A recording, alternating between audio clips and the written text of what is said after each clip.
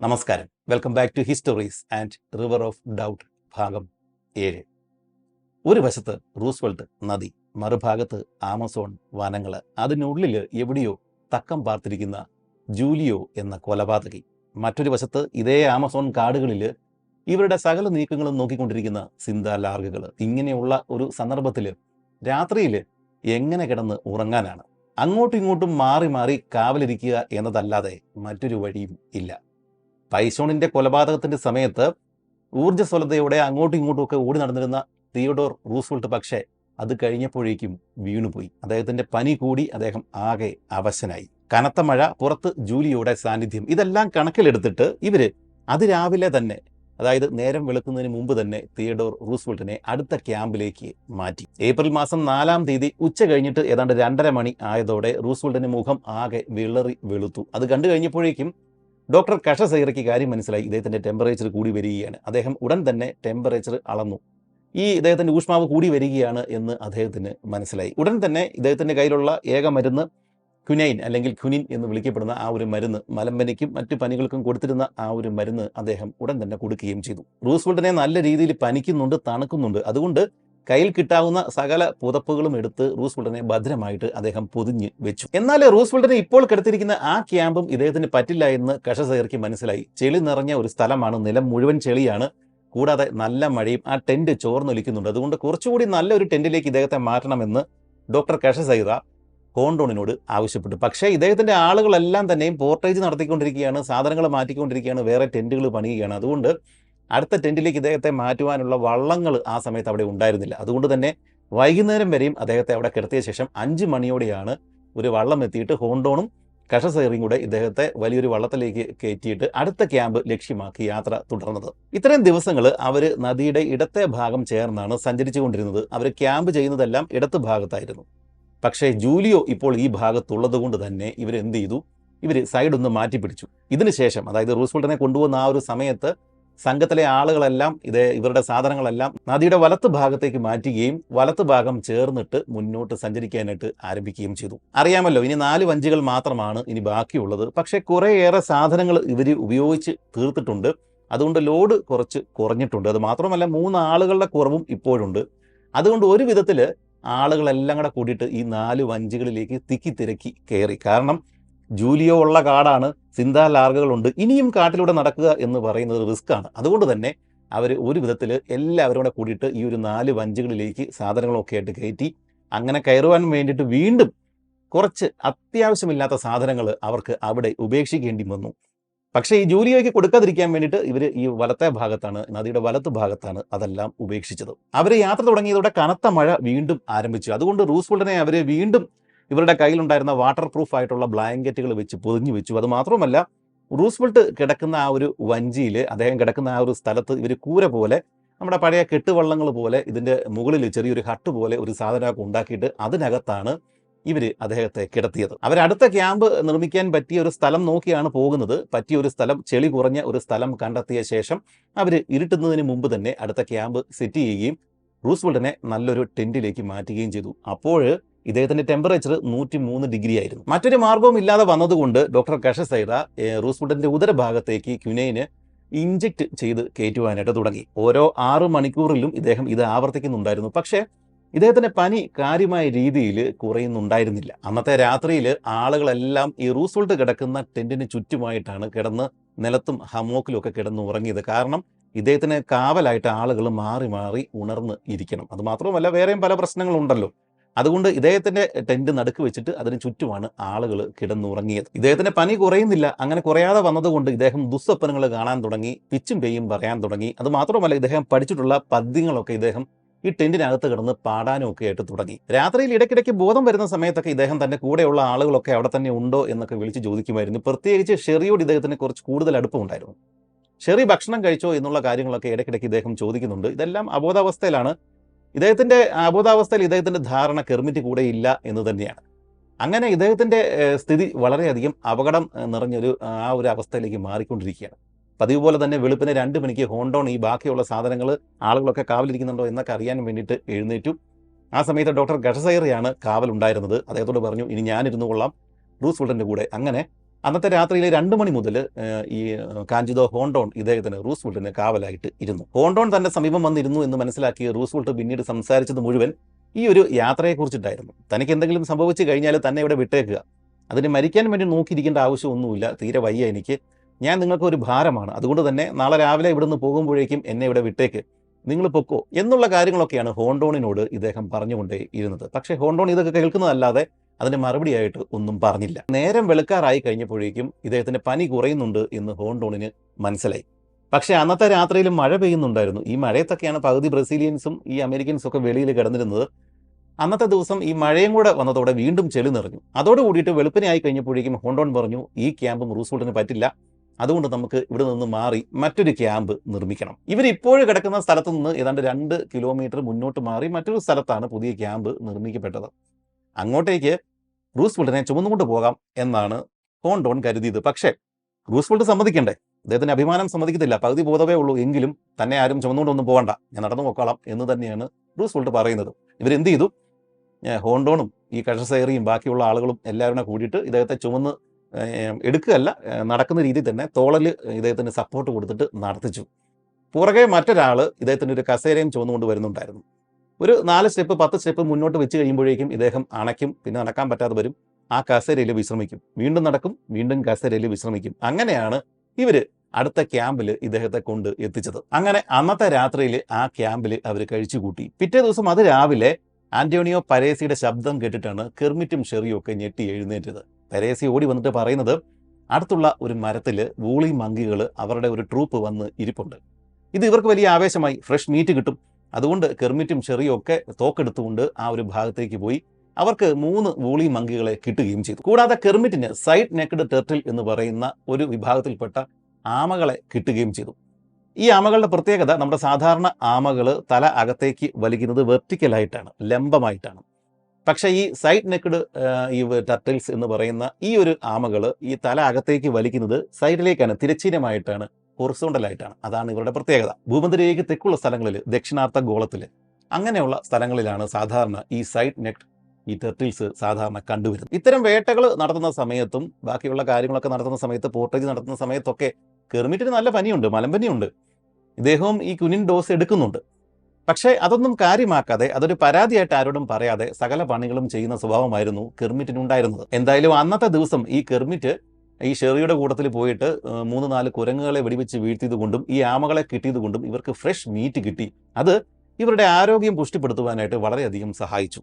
അങ്ങനെ ഏപ്രിൽ 6 അന്നത്തെ ദിവസം നല്ല നയനമനോഹരമായ ഒരു കാഴ്ചയാണ് ഇവർക്ക് കാണാനായിട്ട് ഉണ്ടായിരുന്നത്. അതുവരെയും ഈ മലകളുടെ ഇടയിലൂടെ ഞെങ്ങി ഞെരുങ്ങി ഒഴുകിക്കൊണ്ടിരുന്ന river of doubt, Rio Roosevelt, ഇതിനുശേഷം ഏപ്രിൽ 6 ശേഷം ഇവർ കാണുന്നത് പരന്ന് വിശാലമായിട്ട് ഒഴുകുന്ന കാഴ്ചയാണ്. അതായത് ഇരുവശങ്ങളിലും ഉണ്ടായിരുന്ന ആ മലകളുടെ ഉയരം കുറഞ്ഞു, മലകൾ തീർത്തും ഇല്ലാതായി വരികയാണ്. മലകളുടെ സ്ഥാനത്ത് പഴയതുപോലെ തന്നെ നിബിഡ വനങ്ങൾ. പക്ഷേ ഈ നദി ഇപ്പോൾ ഞെങ്ങി ഞെരുങ്ങിയൊന്നുമല്ല ഒഴുകുന്നത്, പരന്ന് വിശാലമായിട്ടാണ് ഒഴുകുന്നത്. അതുകൊണ്ട് തന്നെ റാപ്പിഡ്സ് കുറഞ്ഞു, വിശാലമായിട്ട് ഒഴുകുന്നതുകൊണ്ട് തന്നെ ഈ നദിയുടെ കുത്തൊഴുക്ക് ആ വലിയ വേഗതയും കുറഞ്ഞു. ആകെ ശാന്തമായ ഒരു അന്തരീക്ഷം.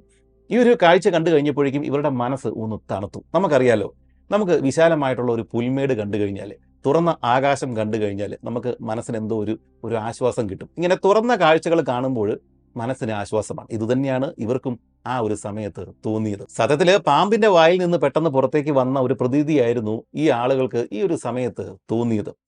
ഈ പ്രകൃതിയുടെ ഈ ഒരു വലിയൊരു മാറ്റം റൂസ്വെൽറ്റിന്റെ ആരോഗ്യത്തിലും അത് പ്രതിഫലിച്ചു. കാരണം ഇദ്ദേഹത്തിന്റെ ആരോഗ്യം കുറച്ച് മെച്ചപ്പെടാൻ തുടങ്ങി, പനി കാര്യമായിട്ട് കുറയുകയും ഒക്കെ ചെയ്തു. എങ്കിലും റൂസ്വെൽറ്റ് നന്നേ അവശനാണ്. അങ്ങനെ കാര്യങ്ങളെല്ലാം വീണ്ടും പഴയപടിയായി, തങ്ങൾക്ക് ആശ്വാസമായി, ഇനി അധികം റാപ്പിഡ്സ് ഒന്നും കാണില്ല എന്നൊക്കെ വിചാരിച്ചിട്ട് ഇവർ വീണ്ടും യാത്ര തുടർന്നു. വിശാലമായ നദിയിലൂടെ ഇവർ അക്കരയും ഇക്കരെയുള്ള കാര്യങ്ങളൊക്കെ നോക്കിക്കണ്ട് ആസ്വദിച്ച് അങ്ങനെ പയ്യെ മുന്നോട്ട് നീങ്ങുകയാണ്. ആ ഒരു സമയത്ത് ഇവർ സാധാരണ നീങ്ങുന്നത് പോലെ തന്നെ കെർമിറ്റ്, ലിറ, ഹോണ്ടോൺ എന്നിവർ അടങ്ങുന്ന ആ ഒരു സംഘം, സർവേ സംഘമാണ് ഏറ്റവും മുന്നിൽ പോകുന്നത്. ഒരു അരമണിക്കൂർ ഗ്യാപ്പിൽ പുറകെ റൂസ്വെൽറ്റിനെയും വഹിച്ചുകൊണ്ട് ബാക്കിയുള്ള വഞ്ചികൾ, ആകെ 4 വഞ്ചിയേ ഉള്ളൂ, 2 മുന്നിലും 2 പുറകിലും, അങ്ങനെയാണ് പോയിക്കൊണ്ടിരിക്കുന്നത്. മുമ്പ് പറഞ്ഞല്ലോ, ഈ ജൂലിയോയെ പേടിച്ചിട്ട് ഇവർ ഈ നദിയുടെ വലത്തുഭാഗം ചേർന്നിട്ടാണ് ഇപ്പോൾ സഞ്ചരിച്ചുകൊണ്ട് ഇരിക്കുന്നത്. അങ്ങനെ ഇവർ സാവധാനം പോകുന്ന സമയത്താണ് ഉച്ചത്തിൽ ഒരു വലിയ നിലവിളി ശബ്ദം ഇവർ കേട്ടത്. നദിയുടെ മറുഭാഗത്തു നിന്നാണ്, ഇവർ വലത്ത് ഭാഗത്താണ്, നദിയുടെ ഇടത്ത് ഭാഗത്തു നിന്നാണ് വലിയൊരു നിലവിളി ശബ്ദം, അലർന്ന ശബ്ദം ഇവർ കേട്ടത്. സിംഗോർ കൊറോണൽ, അതായത് മിസ്റ്റർ കേണൽ, മിസ്റ്റർ കേണൽ എന്ന് ആരോ ഉറക്കെ വിളിക്കുകയാണ് ആ കാട്ടിനുള്ളിൽ നിന്ന്. ഹോണ്ടോൺ തലയുയർത്തിയിട്ട് ഈ നദിയുടെ ഇടത്ത് ഭാഗത്തേക്ക് നോക്കി. അദ്ദേഹം കണ്ട കാഴ്ച, ഈ നദിയുടെ മുകളിലേക്ക്, ജലപ്പരപ്പിലേക്ക് ചാഞ്ഞു കിടക്കുന്ന ഒരു വൻ വൃക്ഷം. ആ വൃക്ഷത്തിൽ ആൾക്കുരങ്ങനെ പോലെ വലിയൊരു രൂപം കെട്ടിപ്പിടിച്ച് കിടപ്പുണ്ട്. ആ രൂപമാണ് ഇങ്ങനെ കിടന്ന് നിലവിളിക്കുന്നത്. ഒന്നുകൂടി സൂക്ഷിച്ചു നോക്കിക്കഴിഞ്ഞപ്പോഴേക്കും ആ ഭീമാകാരമായ ആ ശരീരത്തിന്റെ ഉടമയെ അവർക്ക് മനസ്സിലായി. അത് ജൂലിയോ ആയിരുന്നു. സത്യത്തിൽ ആകെ തകർന്ന് പട്ടിണി മൂലം ആകെ അവശനായിട്ടുള്ള ഒരു ജൂലിയോ. ആ ജൂലിയോയുടെ രൂപം കണ്ടിട്ട് ഹോണ്ടോൺ പോലും ഞെട്ടിപ്പോയി. പഴയ ജൂലിയോയെ അല്ല.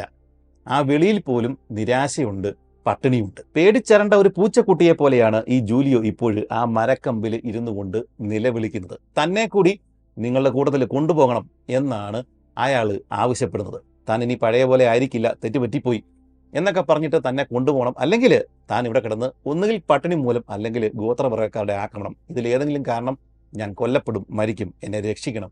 ഇതാണ് ജൂലിയോ ഹോണ്ടോണിനോട് വിളിച്ചു കൂവിക്കൊണ്ടേയിരിക്കുന്നത്. കഴിഞ്ഞ 3 രാത്രികൾ ഈ ആമസോൺ വനത്തിൽ ഒറ്റപ്പെട്ട് കിടന്നതിൻ്റെ ആ ഒരു ഭയം ജൂലിയുടെ മുഖത്ത് ഉണ്ടായിരുന്നു. ഒറ്റപ്പെട്ട് കാട്ടിൽ കിടക്കുന്നത് ഇവർക്ക് പ്രശ്നമൊന്നുമല്ല. പക്ഷേ ഈ ഭാഗത്ത് സിന്താലാർഗകളുണ്ട്, മറ്റ് ഗോത്രവർഗ്ഗക്കാരുണ്ട്. അവരെ കണ്ടു കഴിഞ്ഞാൽ പിടികൂടി കൊന്നുകളയും എന്ന് ഇദ്ദേഹത്തിന് അറിയാം. അതുകൊണ്ടാണ് ആ ഒരു ഭയമാണ് ജൂലിയോയെ ഇവിടെ വന്നിട്ട് ഇങ്ങനെ ഇവരുടെ മുന്നിൽ അപേക്ഷിക്കുവാനായിട്ട് പ്രേരിപ്പിച്ചിരിക്കുന്നത്. എന്നാൽ ജൂലിയോയുടെ ഈ ഒരു അപേക്ഷകൾക്ക് ഹോണ്ടോണിന്റെ മറുപടി അതിലും വിചിത്രമായിരുന്നു. ഞാൻ ഇവിടെ ഒരു പണി എടുത്തുകൊണ്ടിരിക്കുന്നത് നിനക്ക് കാണാൻ മേലേ? ഞാൻ സർവേ ചെയ്തുകൊണ്ടിരിക്കുകയാണ്.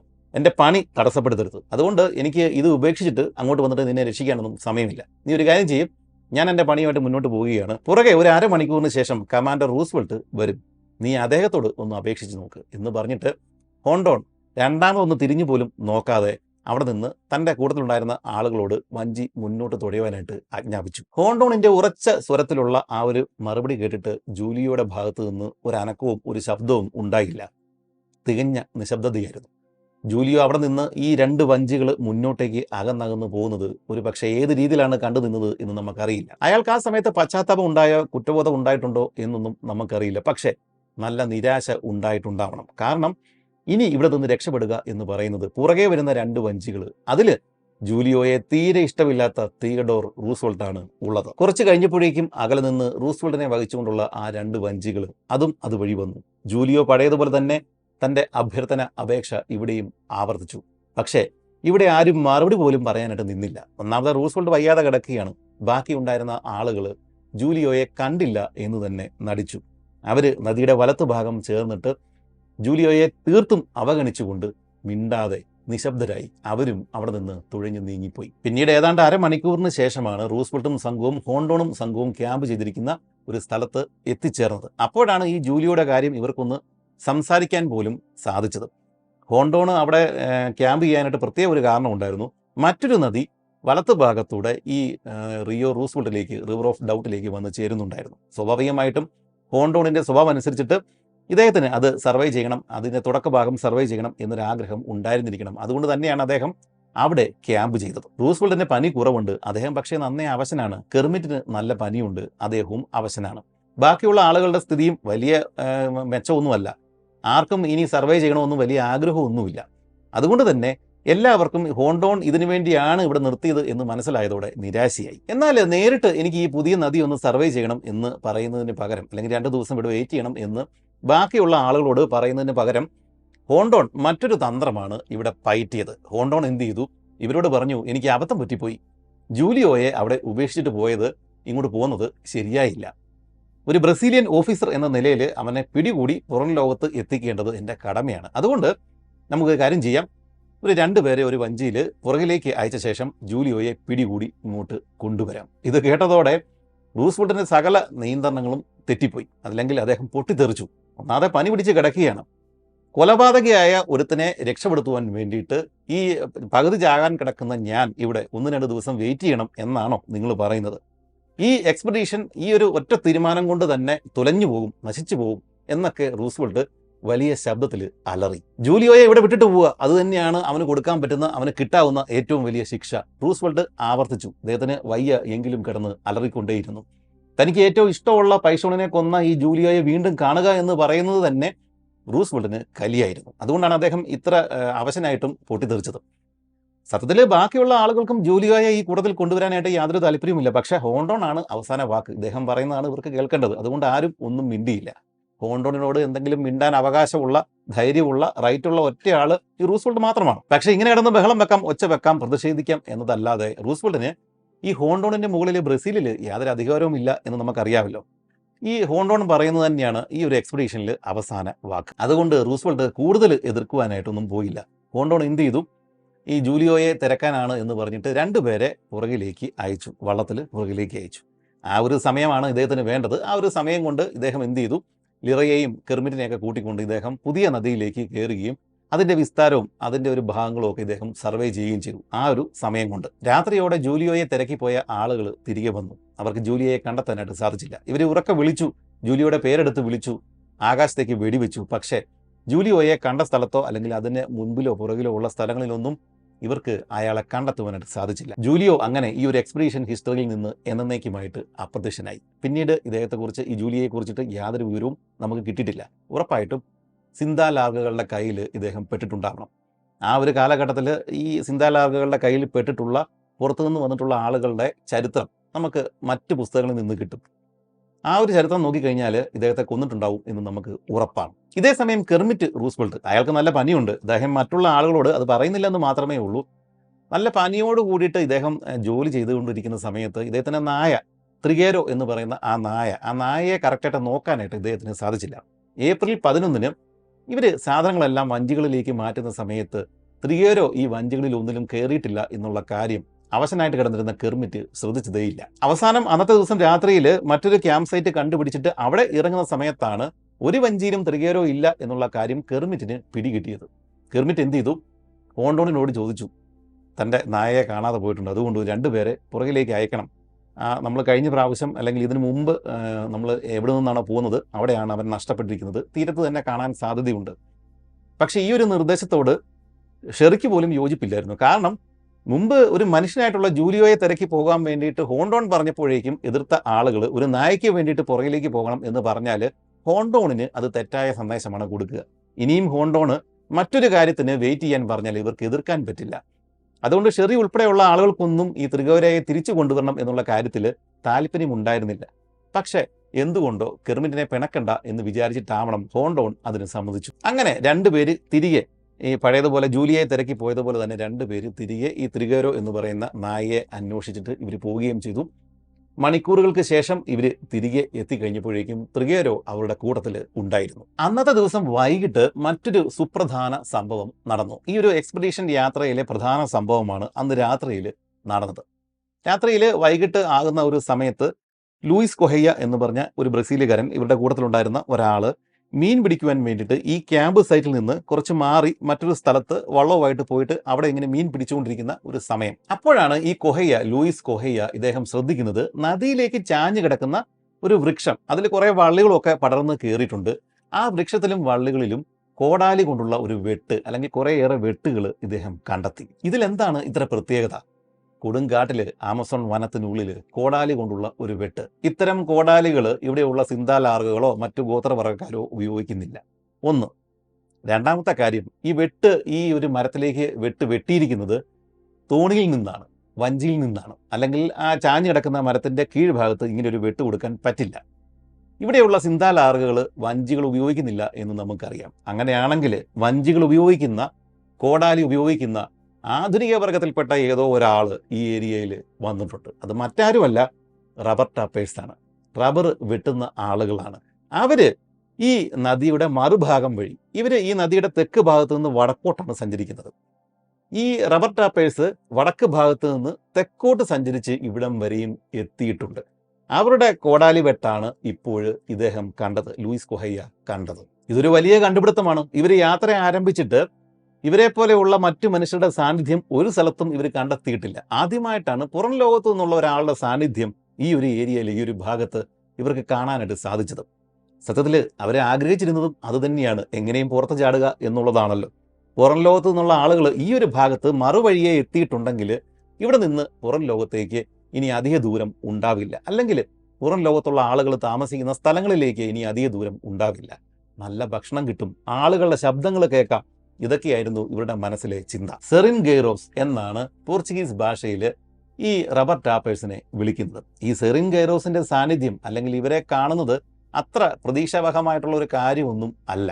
മറ്റൊരു ദിക്കിൽ കൂടിയാണെങ്കിൽ പോലും ആമസോൺ വനത്തിന്റെ റിവർ ഓഫ് ഡൗട്ടിന്റെ ഇത്തര ഉള്ളിലേക്ക് കയറി വന്നിട്ട് റബ്ബർ മരങ്ങൾ കണ്ടെത്തിയിട്ട് അത് ടാപ്പ് ചെയ്യുന്ന ആളുകൾ അത്ര മോശക്കാരാകാൻ ഒരു വഴിയുമില്ല. തീർച്ചയായിട്ടും ഒറ്റ തിരിഞ്ഞു നടക്കുന്ന ആളുകൾ ഇങ്ങനെയുള്ള റബ്ബർ ടാപ്പേഴ്സ് ആ ഒരു സമയത്ത് ഈ ഗോത്രവർഗ്ഗക്കാരും ഒക്കെ ആയിട്ട് മല്ലടിച്ചിട്ട് വേണം ഇത്ര ഉൾവനങ്ങളിൽ വന്നിട്ട് റബ്ബർ കണ്ടെത്തി വെട്ടാനായിട്ട്.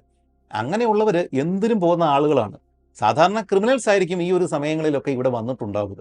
അങ്ങനെ എന്തിനും പോകുന്ന ആളുകൾ അവർ ഈ ഒരു കാട്ടിൽ വെച്ചിട്ട് പുറം ലോകത്തുള്ള മറ്റാളുകളെ കണ്ടു കഴിഞ്ഞാൽ എങ്ങനെ പ്രതികരിക്കുമെന്ന് പറയാനായിട്ട് പറ്റില്ല. എന്നാൽ അക്കാലങ്ങളിൽ ഉൾവനങ്ങളിൽ പോയി റബ്ബർ ടാപ്പ് ചെയ്ത് ജീവിക്കുന്ന ആളുകളെല്ലാം ക്രിമിനൽസ് അല്ല.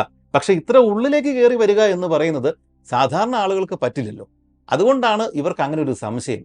ഇനി ഈ ഒരു ഭാഗത്ത് റബ്ബർ ടാപ്പേഴ്സിനെ കണ്ടു കഴിഞ്ഞാൽ അവർ തങ്ങളോട് എങ്ങനെ പെരുമാറുമെന്ന് പറയാനായിട്ട് പറ്റില്ല. ഇവരാണെങ്കിൽ ആ പട്ടിണി മൂലം അവശരാണ്. അവരങ്ങനെയൊന്നും ആയിരിക്കില്ലല്ലോ. ഇനി ഈ റബ്ബർ ടാപ്പേഴ്സ്, സെറിൻ ഗെയ്റോസ്, ഇവരെ കുറിച്ചിട്ട് 2 വാക്ക്.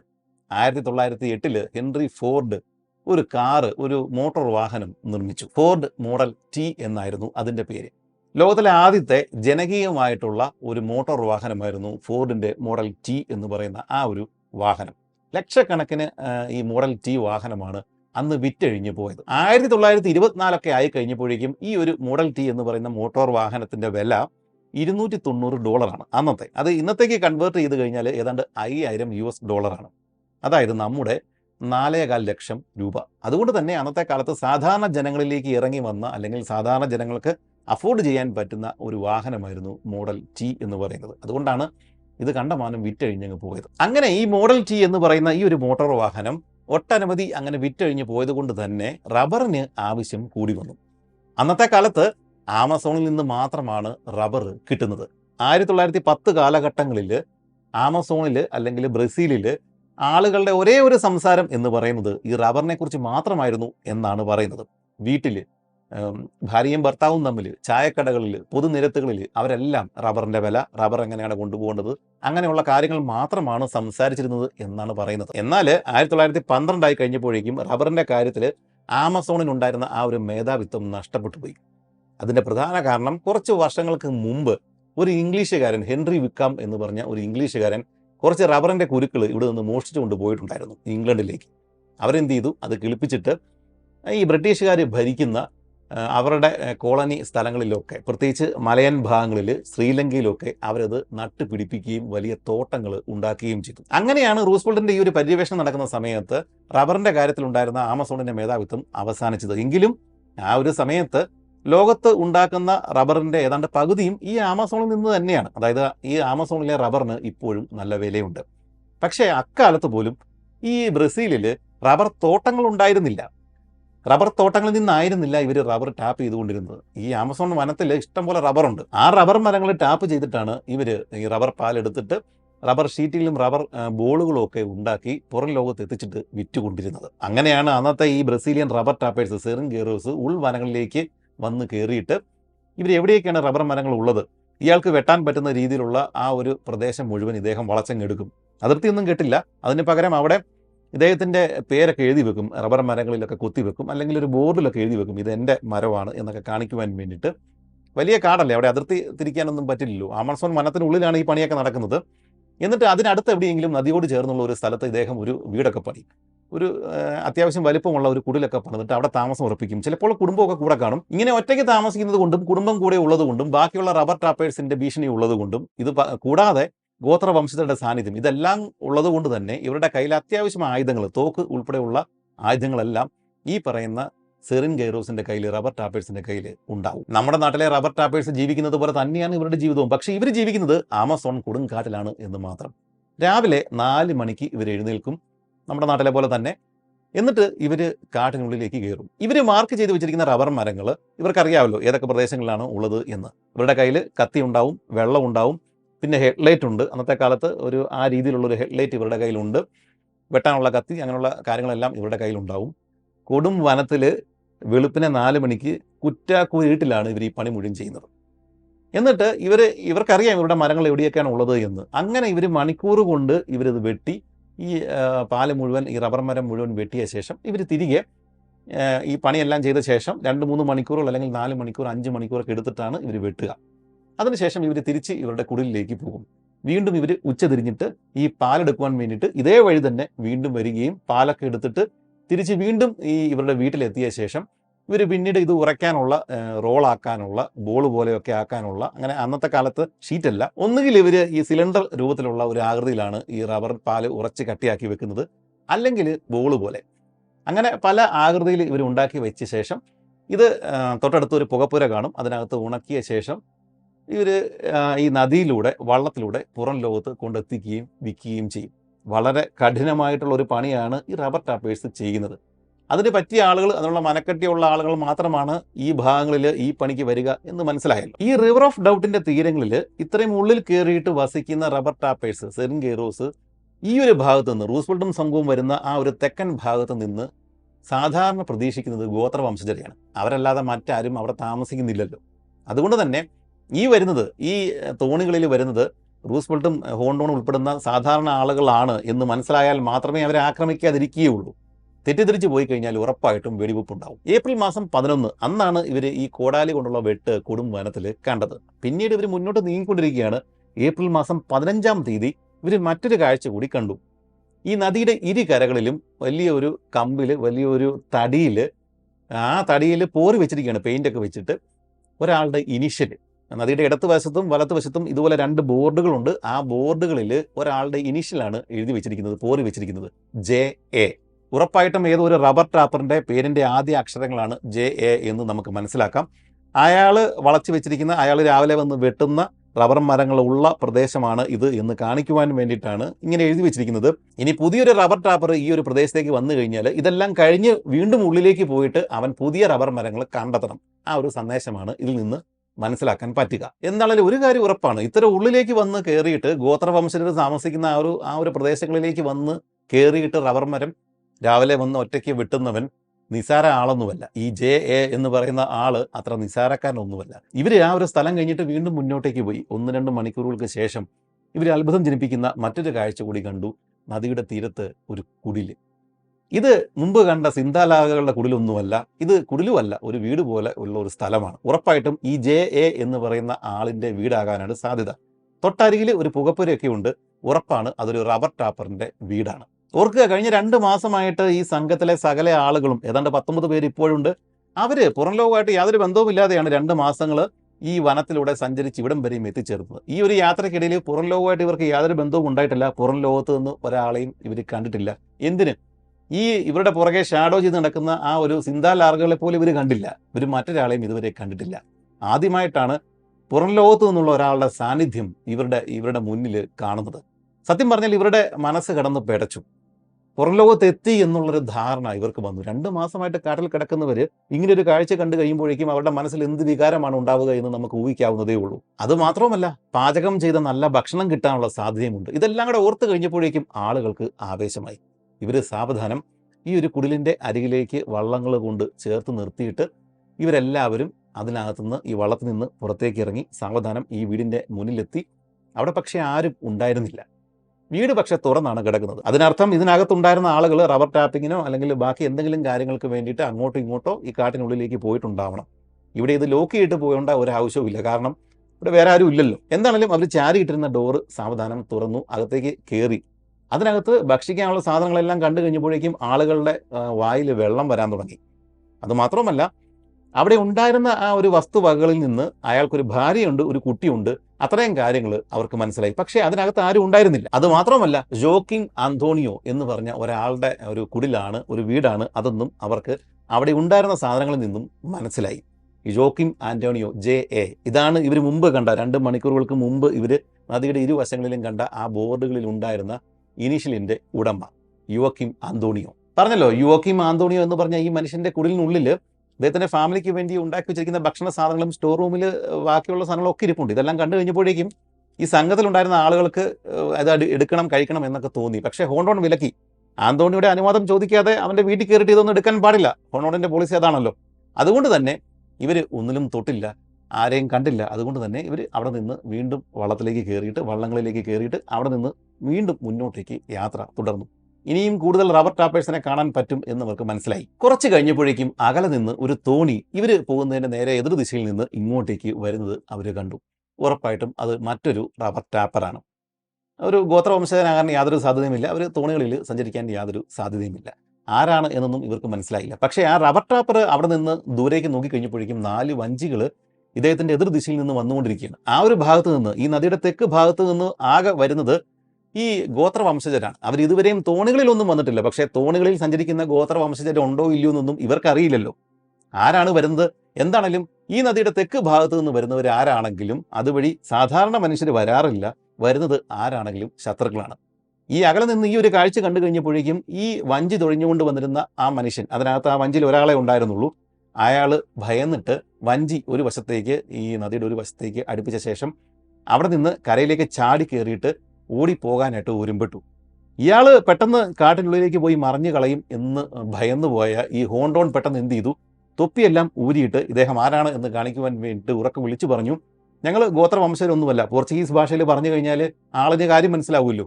ഞങ്ങൾ സാധാരണ ബ്രസീലിയൻസ് ആണ്, ഇങ്ങോട്ടൊന്ന് നോക്കാൻ പോകും. അപ്പോഴാണ് ഇദ്ദേഹം ഒന്ന് തിരിഞ്ഞ് ഈ 4 വഞ്ചികളിലേക്ക് ശരിക്കും നോക്കിയത്. നോക്കിക്കഴിഞ്ഞപ്പോഴേക്കും ശരിയാണ്, സാധാരണ ആളുകളാണ്, പോർച്ചുഗീസ് ഭാഷ സംസാരിക്കുന്നതുകൊണ്ട് ഗോത്രവംശജരല്ല. ഭയം മാറിപ്പോയ ഇദ്ദേഹം എന്ത് ചെയ്തു? വീണ്ടും ഇദ്ദേഹത്തിൻ്റെ തോണിയിലേക്ക് കയറിയിട്ട് ഇവരുടെ തോണികളുടെ ആ ഭാഗത്തേക്ക് തുഴഞ്ഞ് അടുത്ത് വന്നു. റെയ്മന്തോ മാർക്കിസ് എന്നായിരുന്നു ആ മനുഷ്യൻ്റെ പേര്. കറുത്ത വംശജനായിട്ടുള്ള ബ്രസീലുകാരനായിട്ടുള്ള ഒരു മനുഷ്യനായിരുന്നു അയാൾ. ഒരു നല്ല മനുഷ്യനായിരുന്നു റെയ്മന്തോ മാർക്കിസ്. അദ്ദേഹം ആദ്യമേ പറഞ്ഞത് നദിയുടെ ഈ ഒരു ഭാഗത്ത് നിന്ന് ഇതുപോലെ നല്ല വസ്ത്രമൊക്കെ കൊടുത്തിട്ട് നല്ല രീതിയിൽ ആളുകൾ ഇതുവരെയും വന്നിട്ടില്ല. അതിശയമായിരിക്കുന്നു. ഈ റെയ്മന്തോ മാർക്കിസ് ഇവരുടെ ഈ വള്ളങ്ങളുടെ സമീപം എത്തുന്ന സമയത്ത് ഏറ്റവും പുറകിലെ വള്ളത്തിൽ ഈ ഒരു കൂര ഒക്കെ കെട്ടിയുണ്ടാക്കി അതിനകത്ത് ഒരാൾ അവശനായിട്ട് കിടപ്പുണ്ട്.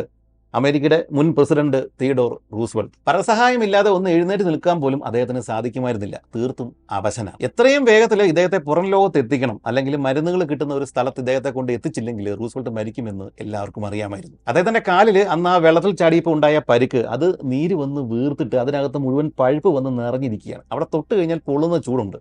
അതുപോലെ ഇൻഫെക്ഷനൊക്കെ ആയിട്ട് ഇദ്ദേഹം വയ്യാതെ ഇരിക്കുകയാണ്. ഇദ്ദേഹത്തിൻ്റെ കൂട്ടത്തിൽ ഒരു അമ്മ കുട്ടിയെ നോക്കുന്നത് പോലെയാണ് കഷസൈറ, ഡോക്ടർ കഷസൈറ ഇദ്ദേഹത്തിൻ്റെ കൂട്ടത്തിൽ സദാസമയം ഇരുന്ന് ഇദ്ദേഹത്തെ പരിചരിച്ചുകൊണ്ട് ഇരിക്കുന്നത്. റൂസ്വെൽറ്റിൻ്റെ ഈ കാലൊന്ന് ഓപ്പറേറ്റ് ചെയ്തിട്ട് ഇതിനകത്തെ പഴുപ്പ് മുഴുവൻ മാറ്റണം എന്ന് ഇദ്ദേഹത്തിന് കഷസൈറയ്ക്ക് ആഗ്രഹമുണ്ടായിരുന്നു. പക്ഷേ വൃത്തിഹീനമായിട്ടുള്ള ഈ ഒരു അന്തരീക്ഷത്തെ വെച്ചിട്ട് ഈ ഒരു ശസ്ത്രക്രിയ നടത്തുന്നത് അത്ര നല്ലതല്ല എന്ന് റൂസ്വെൽറ്റിനും തോന്നി. റൂസ്വെൽറ്റിനെ മയക്കാനുള്ള സാധനങ്ങളൊന്നും ഇദ്ദേഹത്തിൻ്റെ കയ്യിലില്ല. പച്ചക്ക് തന്നെ ഈ പണി ചെയ്യണം. റൂസ്വെൽറ്റിനകത്ത് പ്രശ്നമൊന്നുമില്ല. പക്ഷേ ഇവിടെ വെച്ച് എങ്ങനെ ചെയ്യും എന്നുള്ള ഒരു ആശങ്കയിലായിരുന്നു രണ്ടുപേരും. ഈ ഒരു അവസ്ഥയിലാണ് നമ്മൾ മുമ്പ് പറഞ്ഞ റെയ്മന്തോ മാർക്കിസ് ഈ വഞ്ചി തുഴഞ്ഞ് മുന്നോട്ടേക്ക് വന്നിട്ട് ഇതിനകത്ത്, ഈ കൂരയ്ക്കകത്ത് വയ്യാതെ കിടക്കുന്ന തിയഡോർ റൂസ്വെൽറ്റിനെ കാണുന്നത്. അയാൾ അതിശയത്തോടെ ഉറക്കെ ഇങ്ങനെ പറഞ്ഞു, ഇദ്ദേഹം ശരിക്കും പ്രസിഡന്റ് തന്നെയാണോ? അപ്പോൾ ഹോണ്ടോൺ അതിന് മറുപടി പറഞ്ഞു, ഇപ്പോൾ പ്രസിഡന്റ് അല്ല, പക്ഷേ ആയിരുന്നു. അമേരിക്കയുടെ മുൻ പ്രസിഡന്റാണ്, തിയഡോർ റൂസ്വെൽറ്റാണ് ഈ കിടക്കുന്നത്. അത് കേട്ട് കഴിഞ്ഞപ്പോഴേക്കും റെയ്മന്തോ മാർക്കിസ് പറഞ്ഞത് ഇതാണ്, ഒരിക്കൽ രാജാവായവൻ എന്നും രാജാവ് തന്നെയാണ്. റബ്ബർ ടാപ്പേഴ്സിൻ്റെ ഇടയിൽ തീർത്തും പാവപ്പെട്ട ഒരാളായിരുന്നു ഈ റെയ്മന്തോ മാർക്കിസ്. അതുകൊണ്ട് തന്നെ ഇദ്ദേഹത്തിന് ഇത്രയും ആളുകൾക്ക് കൊടുക്കാനുള്ള ഭക്ഷണമോ അങ്ങനെയുള്ള സാധനങ്ങളോ ഇദ്ദേഹത്തിൻ്റെ കയ്യിൽ, ഇദ്ദേഹത്തിൻ്റെ സ്റ്റോർ റൂമിലൊന്നും ഉണ്ടായിരുന്നില്ല. പക്ഷേ ഈ മാർക്കിസ് പറഞ്ഞു, ഇവിടെ ഒന്ന് മുന്നോട്ടേക്ക് പോയി കഴിഞ്ഞാൽ വലിയ വലിയ ധനികരായിട്ടുള്ള റബ്ബർ ടാപ്പേഴ്സൊക്കെ പല സ്ഥലങ്ങളിൽ കാട്ടിനുള്ളിൽ വസിക്കുന്നുണ്ട്. അവരെല്ലാം ഈ നദിയുടെ തീരത്ത് തന്നെയാണ് ഉള്ളത്. അവരോട് ചോദിച്ചു കഴിഞ്ഞാൽ നിങ്ങളുടെ കയ്യിൽ പണമുണ്ടല്ലോ, ഈ ഹോണ്ടോണിൻ്റെ കയ്യിൽ പണവും കാര്യങ്ങളൊക്കെ ഉണ്ട്, അതൊക്കെ കൊടുത്തു കഴിഞ്ഞാൽ, അല്ലെങ്കിൽ വേറെ എന്തെങ്കിലും സാധനങ്ങളൊക്കെ കൊടുത്തു കഴിഞ്ഞാൽ നിങ്ങൾക്ക് ഈ പറയുന്ന ഭക്ഷണ സാധനങ്ങൾ കിട്ടും. അതുമാത്രമല്ല, നിങ്ങളുടെ ഈ ലീക്കായിട്ടുള്ള വഞ്ചികളൊക്കെ കൊടുത്തു കഴിഞ്ഞാൽ അവർ പുതിയ വഞ്ചികൾ തരികയും ചെയ്യും. അതിന് എക്സ്ട്രാ കുറച്ച് കാശൊക്കെ കൊടുത്താൽ മതി. അങ്ങനെ നിങ്ങൾക്ക് ഇനി പ്രശ്നമൊന്നും ഉണ്ടാകാൻ യാതൊരു സാധ്യതയുമില്ല. പക്ഷേ ഇനി അങ്ങോട്ട് അങ്ങനെ മുമ്പോട്ട് പോയി കഴിയുമ്പോഴേക്കും കുറച്ച് കാര്യങ്ങൾ ശ്രദ്ധിക്കണം. ഈ ഒരു നദിയുടെ തെക്ക് ഭാഗത്ത് നിന്ന് ഇതുപോലെ തോണികളിൽ ആളുകൾ വരും എന്നൊന്നും അവർക്ക് അറിയില്ലല്ലോ. അവർ ശത്രുക്കളാണ് എന്ന് തന്നെ കരുതുകയും വെടിവെപ്പ് ഉണ്ടാവുകയും ചെയ്യും. അതുകൊണ്ട് തന്നെ ഏതെങ്കിലും ഒരു വീടിനോട്, ഇതുപോലെ മുമ്പ് കണ്ട വീടിനോട് ഒരു കുടിൽ അതിനോട് അടുക്കുന്ന സമയത്ത് തന്നെ ആകാശത്തേക്ക് 1-2 വെടികൾ വെക്കണം. ഗോത്രവംശരുടെ കയ്യിൽ ഈ തോക്കുകളില്ല എന്നറിയാവുന്നത് കൊണ്ട് ഇത് ബാക്കിയുള്ള ആളുകളാണ് എന്നവർക്ക് മനസ്സിലാവും. അതുമാത്രമല്ല, എൻ്റെ കയ്യിൽ ഈ മുളങ്കമ്പ് കൊണ്ട് ഉണ്ടാക്കിയിരിക്കുന്ന ഒരു സാധനം തരാം, അത് ഊതിക്കഴിഞ്ഞാൽ വലിയൊരു ശബ്ദമൊക്കെ ഉണ്ടാവും. അത് ഈ സാധനം വായിച്ചിട്ട് വലിയ ശബ്ദവും ഉണ്ടാക്കണം. അങ്ങനെ ചെയ്ത് കഴിയുമ്പോഴേക്കും ഇതൊരു റബ്ബർ ടാപ്പറാണ് വന്നിരിക്കുന്നത് എന്ന് അവർക്ക് മനസ്സിലാവും. അതുകൊണ്ട് വലിയ പ്രശ്നമൊന്നും ഉണ്ടാവില്ല. അങ്ങനെ ഇദ്ദേഹത്തിൻ്റെ കയ്യിലുണ്ടായിരുന്ന മുളങ്കമ്പ് കൊണ്ട് വെച്ചിരിക്കുന്ന ശബ്ദം ഉണ്ടാക്കുന്ന ആ ഒരു സാധനം ഇദ്ദേഹത്തിന്, ഈ ഹോണ്ടോണിന് ഈ മാർക്കിസ് കൊടുക്കുകയും ചെയ്തു. അങ്ങനെ നല്ലവനായ റബ്ബർ ടാപ്പർ മാർക്കിസിനോട് ഇവർ വിട പറഞ്ഞു. അതിനുശേഷം ഇവർ മുന്നോട്ടേക്ക് നീങ്ങി. കുറച്ച് കഴിഞ്ഞപ്പോഴേക്കും മാർക്കിസ് പറഞ്ഞതുപോലെ തന്നെ ഈ നദിയുടെ ഒരു വശത്ത് ഇടത്ത് വശത്തോട് ചേർന്നിട്ട് ഇവർ വീണ്ടും 1-2 കുടിലുകൾ കണ്ടു. അവിടെ ആളുകൾ ഉണ്ടാവാൻ സാധ്യതയുണ്ട്. കാരണം ഈ കുടിലിൻ്റെ തൊട്ട് അരികിലുള്ള പുകപ്പുരയിൽ നിന്ന് പുക ഉയരുന്നുണ്ട്. ഇവർ നോക്കിക്കഴിഞ്ഞപ്പോഴേക്കും ഇവർ കുറച്ചുകൂടി മുന്നോട്ടേക്ക് തുഴഞ്ഞ് വരുന്ന സമയത്ത് ആ വീടിൻ്റെ മുൻപിൽ 2 കുട്ടികൾ കളിക്കുന്നുണ്ട്. ഇവർക്ക് ആശ്വാസമായി. മാർക്കസ് പറഞ്ഞതുപോലെ ഹോണ്ടോൺ 2 വെടി ആകാശത്തേക്ക് അങ്ങ് പൊട്ടിച്ചു. അത് കേട്ട് കഴിഞ്ഞപ്പോഴേക്കും കുട്ടികൾ വിരണ്ടുപോയി. അവർ നേരെ വീട്ടിനുള്ളിലേക്ക് കയറി. 2 സെക്കൻഡുകൾക്ക് ശേഷം കുട്ടികളുടെ അമ്മ ആ വാതിലിൽ പ്രത്യക്ഷപ്പെട്ടു. ആ അമ്മ നോക്കിക്കഴിഞ്ഞപ്പോഴേക്കും വെടിയൊക്കെ പൊടിച്ചിട്ട് 4 വഞ്ചികളിൽ നിറച്ച ആളുകൾ തിങ്ങി നിറഞ്ഞിരിക്കുകയാണ്. അവർ ഇങ്ങോട്ടേക്ക് ലക്ഷ്യം വെച്ച് വരികയാണ്. ദൂരെ നിന്ന് നോക്കിക്കഴിഞ്ഞാൽ അവർ ഈ പറയുന്ന ഗോത്രവംശജരാണോ ഹോണ്ടോണും സംഘവുമാണോ എന്നൊന്നും അവർക്ക് തിരിച്ചറിയാൻ പറ്റുന്നില്ല. ആരൊക്കെയോ ഇങ്ങോട്ടേക്ക് വരുന്നുണ്ട്. അവർ ഭയന്നുപോയി. കുട്ടികളെയും എടുത്തുകൊണ്ട് ആ സ്ത്രീയെ മറ്റൊരു സ്ഥലത്തേക്ക് ഓടി. അപ്പോൾ ഇദ്ദേഹത്തിന് മനസ്സിലായി കുട്ടികളെ എടുത്തുകൊണ്ട് ഈ സ്ത്രീ പോയിരിക്കുന്നത് തൊട്ടടുത്ത് വേറെയും കുടിലുകൾ ഉണ്ടാവാൻ സാധ്യതയുണ്ട്. അവിടെ ഇവരുടെ ഭർത്താവ് ഉണ്ടാവാൻ സാധ്യതയുണ്ട്, ബന്ധുക്കളുണ്ടാവാൻ, സുഹൃത്തുക്കളുണ്ടാവാൻ സാധ്യതയുണ്ട്. അവരെ കൂട്ടാനാണ് പോയിരിക്കുന്നത് എന്ന് ഹോണ്ടോണിന് മനസ്സിലായി. ആ ഊഹം ശരിയായിരുന്നു. ഒണോരാത്തോ എന്നു പേരുള്ള ഒരാളുടെ കുടുംബമായിരുന്നു ഇപ്പോഴിവർ കണ്ടത്. അദ്ദേഹത്തിൻ്റെ ഭാര്യയും പിള്ളേരുമാണ് ഇപ്പോഴിവർ കണ്ടത്. തൊട്ടടുത്ത വീട്ടിൽ സുഹൃത്തിൻ്റെ വീട്ടിൽ ഈ ഒണോരാത്തോ ഇരിപ്പുണ്ട്. അങ്ങോട്ടേക്കാണ് ഈ ഭാര്യ കുട്ടികളെയും കൊണ്ട് ഓടി പോയിരിക്കുന്നത്. ശത്രുക്കൾ വരുന്നുണ്ട് എന്ന് ഭാര്യ പറഞ്ഞതിൻ്റെ അടിസ്ഥാനത്തിൽ ഇദ്ദേഹം എന്ത് ചെയ്തു? അവിടെ ഉണ്ടായിരുന്ന ഇദ്ദേഹത്തിന് 3 സുഹൃത്തുക്കളെയും കൂട്ടിയിട്ട് ഈ നദിയുടെ തീരത്ത് കെട്ടിയിട്ടിരുന്ന ഒരു വഞ്ചിയിലേക്ക് തോക്കുമൊക്കെ എടുത്തുകൊണ്ട്, ഇവരുടെ കയ്യിലെല്ലാം തോക്കുകളുണ്ട്, അതെല്ലാം എടുത്തുകൊണ്ട് ഇവർ ചാടി കയറുകയും ഇപ്പോൾ ഈ നമ്മുടെ ഹോണ്ടോണും സംഘമൊക്കെ ഉള്ള ആ ഒരു ഭാഗത്തേക്ക്, അതായത് ഈ ഒണോരാത്തയുടെ വീടിൻ്റെ ആ ഒരു ഭാഗത്തേക്ക് ഇദ്ദേഹം തുഴഞ്ഞ് വരികയും ചെയ്തു. ആ സമയത്ത് നേരം വളരെയധികം വൈകി. സൂര്യൻ അസ്തമിച്ചു. നല്ല ഇരുട്ടായി. ഇദ്ദേഹം ഇങ്ങനെ ഈ നദിയിലൂടെ മുന്നോട്ട് വരുന്ന സമയത്ത് ഇദ്ദേഹം കണ്ടു, അങ്ങനെ ചെറിയൊരു നിലാവെളിച്ചം പോലെ ആ ഒരു വെളിച്ചത്തിൽ ഇദ്ദേഹം കണ്ടു 4 തോണികൾ ഇദ്ദേഹത്തിൻ്റെ വീടിൻ്റെ മുന്നിലെ ആ ഒരു കടവിൽ കെട്ടിയിട്ടിട്ടുണ്ട്. ഈ 4 തോണികളിലെയും ആളുകൾ അവിടെ ഇല്ല. അവർ ഇദ്ദേഹത്തിൻ്റെ വീട്ടിലേക്ക് കയറി പോയിരിക്കുകയാണ്. ആ വീടിനുള്ളിൽ ആളുകൾ ഇങ്ങനെ ഇരിക്കുന്നത് ഇദ്ദേഹത്തിന് കാണാം. കാരണം ഇദ്ദേഹത്തിൻ്റെ ഭാര്യ കത്തിച്ച് വെച്ച ഒരു വിളക്ക് അവിടെ ഇപ്പോഴും എരിയുന്നുണ്ട്. ആ ഒരു വിളക്കിൻ്റെ വെട്ടത്തിൽ കുറേ ആളുകൾ അതിനകത്ത് കയറിയിരിക്കുന്നത് ഇദ്ദേഹത്തിന് മനസ്സിലായി. അപ്പോൾ ഈ ഒണോരോത്തയ്ക്ക് ഒരു കാര്യം മനസ്സിലായി, ഇത് ഗോത്രവംശരൊന്നുമല്ല. അവരിങ്ങനെ വന്നിട്ട് ഇതിനകത്ത് കയറി ഇരിക്കുകയൊന്നുമില്ല. പിന്നെ അദ്ദേഹം ഒരു കാര്യം അറിയാം, അദ്ദേഹത്തിന് ഇങ്ങനെ ഈ ഗോത്രവംശജർ ഇതുവരെയും വഞ്ചികളിൽ ഇവിടെ എത്തിയിട്ടില്ല. അതുകൊണ്ട് ഇത് മറ്റാരോ ആണ്. പക്ഷേ ഇത് ആരാണ്? ഇതൊന്ന് മനസ്സിലാക്കാൻ വേണ്ടിയിട്ട് ഒണോരോത്ത എന്ത് ചെയ്തു? ഈ വഞ്ചി സാവധാനം ഈ സൈഡിലേക്ക് ഈ നദിയുടെ തീരത്തേക്ക് കെട്ടിയിട്ട ശേഷം ഇദ്ദേഹം നടന്നിട്ട് ഇദ്ദേഹത്തിൻ്റെ വീടിൻ്റെ ഒരു ഭാഗത്ത്, പുറത്ത് ഒരു ഭാഗത്ത് എത്തിയ ശേഷം അകത്തേക്ക് നോക്കി. ഈ മുമ്പ് പറഞ്ഞതുപോലെ കത്തിച്ചു വെച്ചിരിക്കുന്ന വിളക്കിൻ്റെ ആ വെളിച്ചത്തിൽ കുറച്ച് പേര് അകത്തിരിക്കുന്നത് ഇദ്ദേഹം കണ്ടു. അതിലൊരാൾ താൻ സ്ഥിരമായിട്ട് ഭക്ഷണം കഴിക്കാനായിട്ട് ഇരിക്കുന്ന ഒരു കസേരയിൽ നീണ്ട് നിവർന്ന് ഇരിപ്പുണ്ട്. പട്ടാള വേഷമാണ്. കുറച്ചുകൂടി അടുത്തേക്ക് നോക്കിയ ഒണോരോത്തയ്ക്ക് ആ ആളെ മനസ്സിലായി. ബ്രസീൽ കണ്ട ഏറ്റവും വലിയ പരിവേഷകൻ കാഞ്ചിതോ ഹോണ്ടോ. അങ്ങനെ വലിയൊരു അപകടം ഒഴിവായി. ഹോണ്ടോണിനെ മനസ്സിലായിട്ടില്ലായിരുന്നുവെങ്കിൽ ഒരു പക്ഷേ ഇദ്ദേഹം ഈ ഒണോരോത്ത ഒരു പക്ഷേ ശത്രുക്കളാണ് എന്ന് വിചാരിച്ചിട്ട് ഒരു വെടിവെപ്പ് തുടങ്ങിയേനെ. അങ്ങനെ വെടിവെച്ചിരുന്നുവെങ്കിൽ ഇവരുടെ സംഘത്തിലെ ഒരു 3-4 പേരെങ്കിലും മരണപ്പെട്ടേനെ. ഇവർ കാണിച്ചത് അബദ്ധമാണ്. ഇങ്ങനെ അകത്ത് കയറിയിരുന്നത് അബദ്ധമാണ്. പക്ഷേ ഇവരുടെ അവസ്ഥ അതാണ്. എങ്ങനെയെങ്കിലും ഒരു വീട് കണ്ടു, അതിനകത്ത് വന്ന് കയറിയിരുന്നു. ഭക്ഷണം വല്ലതും കിട്ടുമോ എന്നൊക്കെ അറിയാൻ വേണ്ടിയിട്ടാണ് ഇവരതിനകത്ത് വന്നിരിക്കുന്നത്. പോയ ആ സ്ത്രീയെ കുട്ടികളെയും ഭർത്താവിനൊക്കെ കൂട്ടി തിരികെ വരും, അപ്പോൾ കാര്യം പറയാം എന്നൊക്കെയാണ് ഹോണ്ടോൺ വിചാരിച്ചിരുന്നത്. പക്ഷേ ഇവർ വന്നിട്ട് ഇതുപോലെ തോക്കുമൊക്കെ ആയിട്ട് വന്നിട്ട് വീട് വളയും, ആക്രമിക്കാൻ സാധ്യതയുണ്ട് എന്നുള്ള കാര്യങ്ങളൊന്നും ആ ഒരു വിശപ്പിൻ്റെ സമയത്ത് ഹോണ്ടോൺ പോലും ഓർത്തില്ല എന്നുള്ളതാണ് സത്യം. എന്താണെങ്കിലും ഒണോരോത്തയും ഭാര്യയും കുട്ടികളും നല്ല ആൾക്കാരായിരുന്നു. അവിടെ ഇദ്ദേഹത്തിൻ്റെ കൂട്ടത്തിൽ വന്ന ആളുകളൊക്കെ നല്ല മനുഷ്യരായിരുന്നു. അവർ വന്നിരിക്കുന്നത് മറ്റാരുമല്ലല്ലോ, കാഞ്ചിതോ ഹോണ്ടോൺ ആണ്. ഇത് മാത്രമല്ല, ഈ മറ്റൊരു കസേരയിൽ വയ്യാതെ ഒരാൾ ചുരുണ്ടുകൂടി പുതച്ചിരിപ്പുണ്ട്. അത് അമേരിക്കയുടെ മുൻ പ്രസിഡന്റ് തിയഡോർ റൂസ്വെൽറ്റ് ആണ് എന്നും കൂടി മനസ്സിലാക്കിയതോടെ ഇവരെന്ത് ചെയ്തു? കാര്യമായിട്ട് തന്നെ ഇവർക്ക് വേണ്ടുന്ന ഭക്ഷണവും കാര്യങ്ങളൊക്കെ കൊടുക്കുകയും ചെയ്തു. ഈ ഒണോരാത്തിൽ നിന്നാണ് ഈ റൂസ്വെൽറ്റ് നദിയെക്കുറിച്ച് കൂടുതൽ വിവരങ്ങൾ ഹോണ്ടോണിന് കിട്ടിയത്. ഇദ്ദേഹം കരുതിയ പോലെ തന്നെ ഈ നദി നേരെ അരിപ്പോവാന എന്ന് പറയുന്ന ഒരു നദിയിലേക്കാണ് ചെന്ന് കയറുന്നത്. അരിപ്പോവാന മദേറ നദിയിലേക്ക്, മദേറ പിന്നീട് ആമസോണിലേക്കും ചെന്ന് ചേരുകയും ചെയ്യും. അതുമാത്രമല്ല, ഈ നദിയെ, ഈ റിവർ ഓഫ് ഡൗട്ടിനെ, ഇപ്പോൾ റിയോ റൂസ്വെൽറ്റ് എന്ന് വിളിക്കപ്പെടുന്ന റിവർ ഓഫ് ഡൗട്ടിനെ ഈ റബ്ബർ ടാപ്പേഴ്സ് വിളിക്കുന്നത് കസ്താന്യ എന്നാണ്. ഈ കസ്താന്യ എന്ന് പറഞ്ഞാൽ റബ്ബർ ടാപ്പേഴ്സ് ബ്രസീൽ നട്ടുകൾക്ക് പറയുന്ന പേരാണ്. പക്ഷെ ഒരു കാര്യമുണ്ട്, ഈ ഒരു നദിയെക്കുറിച്ചിട്ട് ഇതിനകത്ത് താമസിക്കുന്ന ഗോത്രവംശജർ, സിന്താലാർഗുകൾ, പിന്നെ ഇങ്ങോട്ടേക്ക് പുതുതായിട്ട് വന്ന വളരെ ചുരുക്കം ഈ റബ്ബർ ടാപ്പേഴ്സ്, ഇവർക്ക് മാത്രമേ അറിയുകയുള്ളൂ ഇങ്ങനൊരു നദി ഈ ആമസോൺ വനത്തിനകത്ത് ഉണ്ട് എന്നുള്ള കാര്യം. ഇത് സ്ഥിരീകരിച്ചത് ഇവർ ഇത്രയും നാൾ, ഈ 2 മാസം ഇതിനുള്ളിലൂടെ യാത്ര ചെയ്ത് ഇവിടെ എത്തിയപ്പോഴാണ് എന്ന് മാത്രം. അന്നത്തെ രാത്രിയിൽ ഒണോരോത്ത ഇവരോട് പറഞ്ഞു, ഈ രാത്രിയിൽ ഇവിടെ കിടക്കാൻ ഇനി പോകണ്ട എന്ന് പറഞ്ഞതിൻ്റെ അടിസ്ഥാനത്തിൽ അവർ ആ വീടിൻ്റെ അകത്തും പുറത്തുമൊക്കെ ആയിട്ടാണ് ഈ സംഘത്തിലെ അംഗങ്ങൾ അന്ന് രാത്രി ചിലവഴിച്ചത്. പക്ഷേ ഇവർക്ക് മറക്കാനാകാത്ത ഒരു രാത്രിയായിരുന്നു അത്. മാസങ്ങൾ കൂടിയിട്ടാണ് ഇവരൊരു കുടുംബത്തിൻ്റെ കൂട്ടത്തിൽ, പുറം ലോകത്തുള്ള ഒരു മനുഷ്യൻ്റെ കൂട്ടത്തിൽ നല്ല രുചിയുള്ള ഭക്ഷണമൊക്കെ കഴിച്ചിട്ട് ഒരു രാത്രി കിടന്ന് ഉറങ്ങുന്നത്. ആ കുട്ടികളുടെ ശബ്ദവും അവരുടെ കളികളും ചിരികളും ഭാര്യയും ഭർത്താവും തമ്മിലുള്ള ആ ഒരു സംഭാഷണവും ഇതെല്ലാം കേട്ട് കഴിഞ്ഞപ്പോഴേക്കും എനിക്ക് വീട്ടിലെത്തിയ പോലെ തോന്നി എന്നാണ് ഷെറി എഴുതി വെച്ചിരിക്കുന്നത്. ബാക്കിയുള്ള ആളുകൾ എന്തിന് ആന്റോണിയോ പരേസി വരെയും അതുവരെയും ചിരിക്കാതിരുന്ന ഒരു മനുഷ്യനാണ് എന്നാണ് പറയുന്നത്. ഈ ഒരു കുടുംബാന്തരീക്ഷത്തിലേക്ക് എത്തിക്കഴിഞ്ഞപ്പോഴേക്കും അദ്ദേഹം ചിരിച്ചുകൊണ്ട് അങ്ങോട്ടും ഇങ്ങോട്ടും പോവുകയും അടുക്കളയിൽ ആ ഒരു സ്ത്രീയെ സഹായിക്കാനായിട്ട് ഇവരെല്ലാം കയറി ചെല്ലുകയും ഒക്കെ ചെയ്തു. ഇതെല്ലാം കണ്ടിട്ട് സത്യം പറഞ്ഞാൽ ആളുകൾ ഈ ബാക്കിയുള്ള ഈ റൂസ്വെൽറ്റ് പോലും ഞെട്ടിപ്പോയി. കാരണം ഇതുവരെയും പരുക്കന്മാരാണ് എന്ന് കരുതിയിരുന്ന ആളുകളാണ് ഇവിടെ വന്നിട്ട് ഈ കൊച്ചു കുട്ടികളുടെ കൂട്ടത്തിൽ കളിക്കുകയും ചിരിക്കുകയും ഒക്കെ ചെയ്തുകൊണ്ടിരിക്കുന്നത്. ഓണോരോത്തിൽ നിന്ന് ഇവർക്ക് കിട്ടിയ കൂടുതൽ വിവരങ്ങൾ അതിൻ്റെ അടിസ്ഥാനത്തിൽ ഇവിടെ നിന്ന് ഇനി 15 ദിവസങ്ങൾ 2 ആഴ്ചകൾ യാത്ര ചെയ്താൽ മാത്രമാണ് ഈ river of doubt Rio Roosevelt മുമ്പ് പറഞ്ഞ അരിപ്പുവാന നദിയിൽ ആ സംഗമിക്കുന്ന അങ്ങോട്ട് ചെന്ന് ചേരുന്ന ആ ഒരു സ്ഥലത്ത് എത്തിച്ചേരുവാൻ സാധിക്കുകയുള്ളൂ. 15 ദിവസങ്ങൾ. അവിടം വരെ എത്തിയാൽ മാത്രമേ ഇദ്ദേഹത്തിന് ഇനി നല്ല മരുന്നുകളും കാര്യങ്ങളും കിട്ടാൻ സാധ്യതയുള്ളൂ. ഈ 15 ദിവസം റൂസ്വെൽറ്റ് നിലനിൽക്കുമോ ജീവനോട് ഇരിക്കുമോ എന്നുള്ള കാര്യത്തിൽ കഷസൈർക്കും ഹോണ്ടോണിനും സംശയമുണ്ടായിരുന്നു. അവസാനം ഹോണ്ടോൺ കഷസൈറോട് പറഞ്ഞു, നമുക്ക് ഈ പോകുന്ന വഴി തന്നെ എവിടെയെങ്കിലും വെച്ചിട്ട് ഇദ്ദേഹത്തിൻ്റെ കാല് കീറി മുറിച്ച് ഈ പഴുപ്പെല്ലാം കളയാം, അല്ലെങ്കിൽ പ്രശ്നമാവും. അങ്ങനെ ഒണോരോത്തയോടും കുടുംബത്തോടും യാത്രയൊക്കെ പറഞ്ഞ ശേഷം അവർ മുന്നോട്ട് നീങ്ങി. പോകുന്ന വഴിയിൽ ഒട്ടനവധി റബ്ബർ ടാപ്പേഴ്സിൻ്റെ ഇതുപോലുള്ള ഒറ്റപ്പെട്ട വീടുകൾ അവർ കണ്ടു. അവിടെയൊക്കെ ആളുകൾ ഉണ്ടായിരുന്നു. അവരോട് കാര്യങ്ങളെല്ലാം പറഞ്ഞു. ഭക്ഷണ സാധനങ്ങളൊക്കെ അവർക്ക് വില കൊടുത്തിട്ട് വാങ്ങി. ഇവരുടെ കയ്യിലുണ്ടായിരുന്ന ലീക്കായിട്ടുള്ള വഞ്ചികൾ കൊടുത്തു. അതിന് പകരം പുതിയ വഞ്ചികൾ ഇവരുടെ സംഘത്തിലേക്ക് ചേർക്കുകയും ഒക്കെ ചെയ്തു. കാരണം ഇവർ കൊടുത്ത വഞ്ചികളൊക്കെ അവർക്ക് നന്നാക്കിയെടുക്കാനായിട്ട് അതിനുള്ള ഉപകരണങ്ങളും കാര്യങ്ങളൊക്കെ അവരുടെ കയ്യിലുണ്ട്. അതുകൊണ്ട് അവർക്ക് പ്രശ്നമില്ല.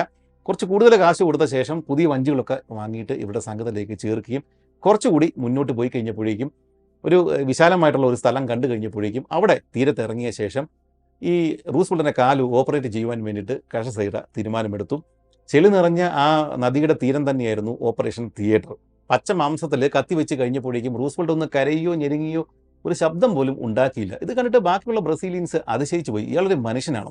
വേദന കൊണ്ട് പൊളയേണ്ട ഒരു സമയമാണ്, പക്ഷേ ഇദ്ദേഹം യാതൊരു ശബ്ദവും ഉണ്ടാക്കിയില്ല. അത് മാത്രമല്ല, ഈ കഷസൈറ ഇതിങ്ങനെ കുത്തിപ്പൊളിച്ചിട്ട് ഇതിനകത്തുനിന്ന് ഈ പഴുപ്പ് മതജലം പോലെ പുറത്തേക്ക് പൊട്ടി ഒഴുകുകയാണ്. ഇതെല്ലാം കണ്ടുകൊണ്ടിരിക്കുകയാണ് ഈ റൂസ്വെൽറ്റ്. അദ്ദേഹത്തിന് യാതൊരു വികാര മാറ്റങ്ങളും ഉണ്ടായിട്ടില്ല. പക്ഷേ ഇത്രയും പഴുപ്പും കാര്യങ്ങളൊക്കെ പോയിട്ട് അവിടെയൊക്കെ നല്ല രീതിയിൽ ഡ്രസ്സ് ചെയ്ത് ഇദ്ദേഹം വെച്ച് കഴിഞ്ഞപ്പോഴേക്കും കഷസൈറ വെച്ച് കഴിഞ്ഞപ്പോഴേക്കും റൂസ്വെൽറ്റിന് നല്ല ആശ്വാസം തോന്നി. ഇതിനിടെ റബ്ബർ ടാപ്പേഴ്സിന്റെ കയ്യിൽ നിന്ന് ഇവർക്ക് ഭക്ഷിക്കാനുള്ള സാധനങ്ങളൊക്കെ കിട്ടുന്നുണ്ടായിരുന്നല്ലോ. അതിൽ ചിക്കനും മുട്ടയൊക്കെ കിട്ടുന്നുണ്ട്.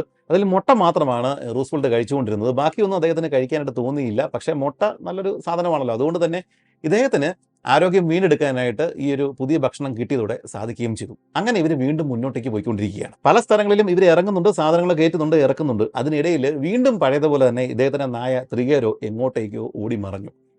അതിന് പ്രധാന കാരണം ഈ ഒരു ഭാഗത്ത് മനുഷ്യവാസമൊക്കെ ഉള്ള ഒരു സ്ഥലമാണ്. അവിടെ വേറെയും നായ്ക്കളുണ്ട്. അവരുടെ കൂട്ടത്തിലേക്ക് ത്രിഗേരോ പോയതാവാനാണ് സാധ്യത. എന്താണേലും ആ ഒരു സ്ഥലത്ത് വെച്ചിട്ട് കെർമിറ്റിന് ഈ നായയെ എന്നേക്കുമായിട്ട് നഷ്ടപ്പെട്ടു. വിശ്വസനായിട്ടുള്ള ഒരു നായയായിരുന്നു. ഒരു തവണ നഷ്ടപ്പെട്ടതാണ്, അദ്ദേഹം തിരിച്ചെടുത്തതാണ്. പക്ഷേ വീണ്ടും ഇവിടെ എന്നേക്കുമായിട്ട് നഷ്ടപ്പെട്ടിരിക്കുകയാണ്. പക്ഷേ ഇദ്ദേഹത്തിന് വിഷമമൊന്നുമില്ല. മറ്റ് നായ്ക്കളുടെ കൂട്ടത്തിലേക്ക് ഈ ത്രിഗേരോ പോയിട്ടുണ്ടാവണം എന്ന് തന്നെ കരുതുകയും ചെയ്തു. അവിടെ നിന്ന് അവർ വീണ്ടും യാത്ര തുടർന്നു. അങ്ങനെ ഏപ്രിൽ 26 വിശാലമായിട്ടൊഴുകുന്ന റിവർ ഓഫ് ഡൗട്ടിൻ്റെ സ്വഭാവവും കാര്യങ്ങളൊക്കെ പതുക്കെ മാറി വരുന്നു. ചുറ്റുവട്ടത്തുള്ള ഈ വനങ്ങളുടെ ആധിക്യം ഒന്ന് കുറഞ്ഞു വരികയാണ്.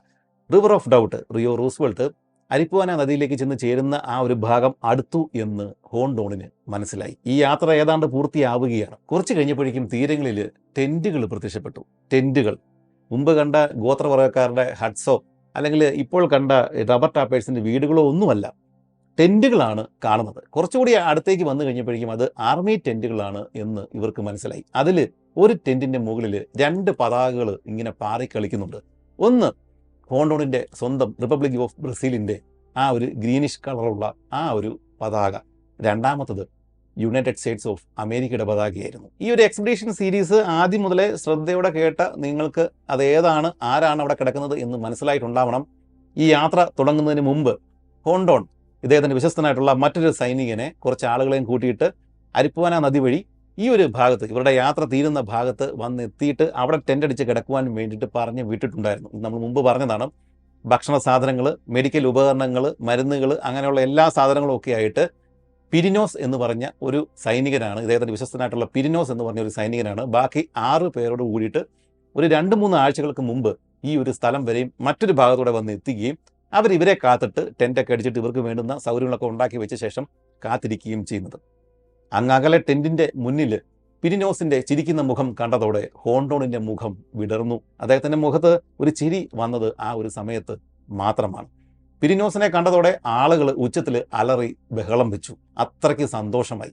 ഇനി ഇവർക്ക് പേടിക്കേണ്ട ആവശ്യമില്ല.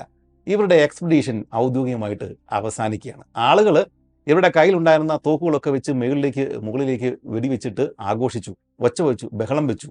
ആവേശം മൂത്തിട്ട് ചിലവർ അവിടം വരെയും പോകാൻ തയ്യാറല്ലാതെ നീന്തി ഈ നദിയുടെ തീരത്തേക്ക് ചെന്നിട്ട് ഓടി ഈ ടെന്റുകളുടെ അരികിലേക്ക് ചെന്നു. നരകത്തിൽ നിന്ന് രക്ഷപ്പെട്ടിട്ട് പുറത്തേക്ക് വന്ന ആളുകളുടെ ഒരു പ്രകടനമായിരുന്നു ആളുകൾ അവിടെ കാഴ്ചവെച്ചത്.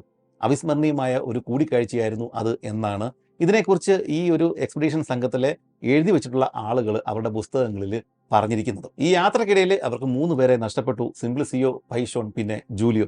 പക്ഷെ ബാക്കിയുള്ള 19 പേര് വലിയ കുഴപ്പമൊന്നും കൂടാതെ, തിയഡോർ റൂസ്വെൽറ്റിനും കെർമിറ്റിനൊക്കെ നല്ല പനി ഉണ്ടായിരുന്നു, പക്ഷെ കുഴപ്പങ്ങളൊന്നും കൂടാതെ തന്നെ ഇവിടം വരെ എത്തുകയും ചെയ്തു. അതുമാത്രമല്ല, നദി ഏറെക്കുറെ പൂർണ്ണമായിട്ട് ഇവർ സഞ്ചരിച്ചു. ആ നദിയുടെ നിലനിൽപ്പ് ഇവർ സ്ഥിരീകരിക്കുകയും ചെയ്തു. മാത്രമല്ല, ഈ കൂട്ടത്തിൽ റൂസ്വെൽറ്റ് ബാക്കിയുള്ള ആളുകളൊക്കെ ഉണ്ട്. അതുകൊണ്ട് തന്നെ ഈ നദിയും ഈ ഒരു ഭാഗങ്ങളും ഇനി മേലിൽ ചരിത്രത്തിൽ പ്രത്യേക ഇടം തേടുകയും ചെയ്യും. ഇതെല്ലാം കണക്ക് കൂട്ടി തന്നെയാണല്ലോ ഹോണ്ടോൺ ഇവരെയും കൊണ്ട് ഈ ഒരു വഴിയിൽ വന്നത്. ഇതുകൂടാതെ റൂസ്വെൽറ്റിന്റെ ആരോഗ്യത്തിന്റെ കാര്യത്തിൽ, കെർമിറ്റിന്റെ ആരോഗ്യത്തിന്റെ കാര്യത്തിൽ ഇനി ആശങ്കകളൊന്നുമില്ല. കാരണം ഇവർക്ക് വേണ്ടുന്ന സകല മെഡിക്കൽ ഉപകരണങ്ങളും മരുന്നുകളും എല്ലാമായിട്ടാണ് ഈ പിരിനോസ് ഇവിടെ എത്തിച്ചേർന്നിട്ടുള്ളത്. അതുകൊണ്ട് ഇനി ഭയക്കേണ്ട ഒരു കാര്യവുമില്ല. യാത്ര ഔദ്യോഗികമായിട്ട് അവസാനിച്ചിരിക്കുകയാണ്. അങ്ങനെ 1914 മെയ് മാസം 19-ാം തീയതി എക്സ്പെഡീഷൻ സംഘം പിരിനോസിനെ കണ്ട ശേഷം 3 ആഴ്ചകൾ കൂടി കഴിഞ്ഞിരിക്കുന്നു. തിയഡോർ റൂസ്വെൽറ്റ് ഇപ്പോൾ ന്യൂയോർക്കിൽ എത്തിച്ചേർന്നിരിക്കുകയാണ്. ആകെ മെലിഞ്ഞ് ക്ഷീണിച്ച് അവശനായിട്ട് കോലം കെട്ടുവന്ന ഈ തിയഡോർ റൂസ്വെൽറ്റിനെ കണ്ടിട്ട് ആളുകളും ഈ പത്രപ്രവർത്തകരും ഒക്കെ അവർ ശരിക്കും അമ്പരന്നു പോയി. എങ്കിലും ഇദ്ദേഹം വലിയൊരു യാത്ര കഴിഞ്ഞിട്ടാണ് വന്നിരിക്കുന്നത് എന്നും പുതിയൊരു നദി കണ്ടെത്തിയിട്ടുണ്ട് എന്നുള്ള കാര്യങ്ങളൊക്കെ പത്രപ്രവർത്തകർക്ക് മനസ്സിലായി. അവർ പത്രങ്ങളിലൂടെ ലോകത്തെ അത് അറിയിക്കുകയും ചെയ്തു. പക്ഷേ ഇദ്ദേഹം ഒരു പൊളിറ്റീഷ്യനാണ് റൂസ്വെൽറ്റ്. അതുകൊണ്ട് തന്നെ ഇദ്ദേഹത്തിൻ്റെ 3ാമത്തെ ആ ഒരു മത്സരത്തിലുണ്ടായ പരാജയം ഇതെല്ലാം മറച്ചു വെക്കാനും കൂടുതൽ പേരെടുക്കുവാൻ വേണ്ടിയിട്ട് ഇദ്ദേഹം ചുമ്മാ പറയുന്ന കള്ളക്കഥയാണ് എന്നൊക്കെ പറഞ്ഞിട്ട് ഇദ്ദേഹത്തിൻ്റെ എതിരാളികളായിട്ടുള്ള പൊളിറ്റീഷ്യൻസ് അവരൊക്കെ ആ ഒരു സമയത്ത് ഈ ഒരു വാർത്തയെ എതിർത്തു.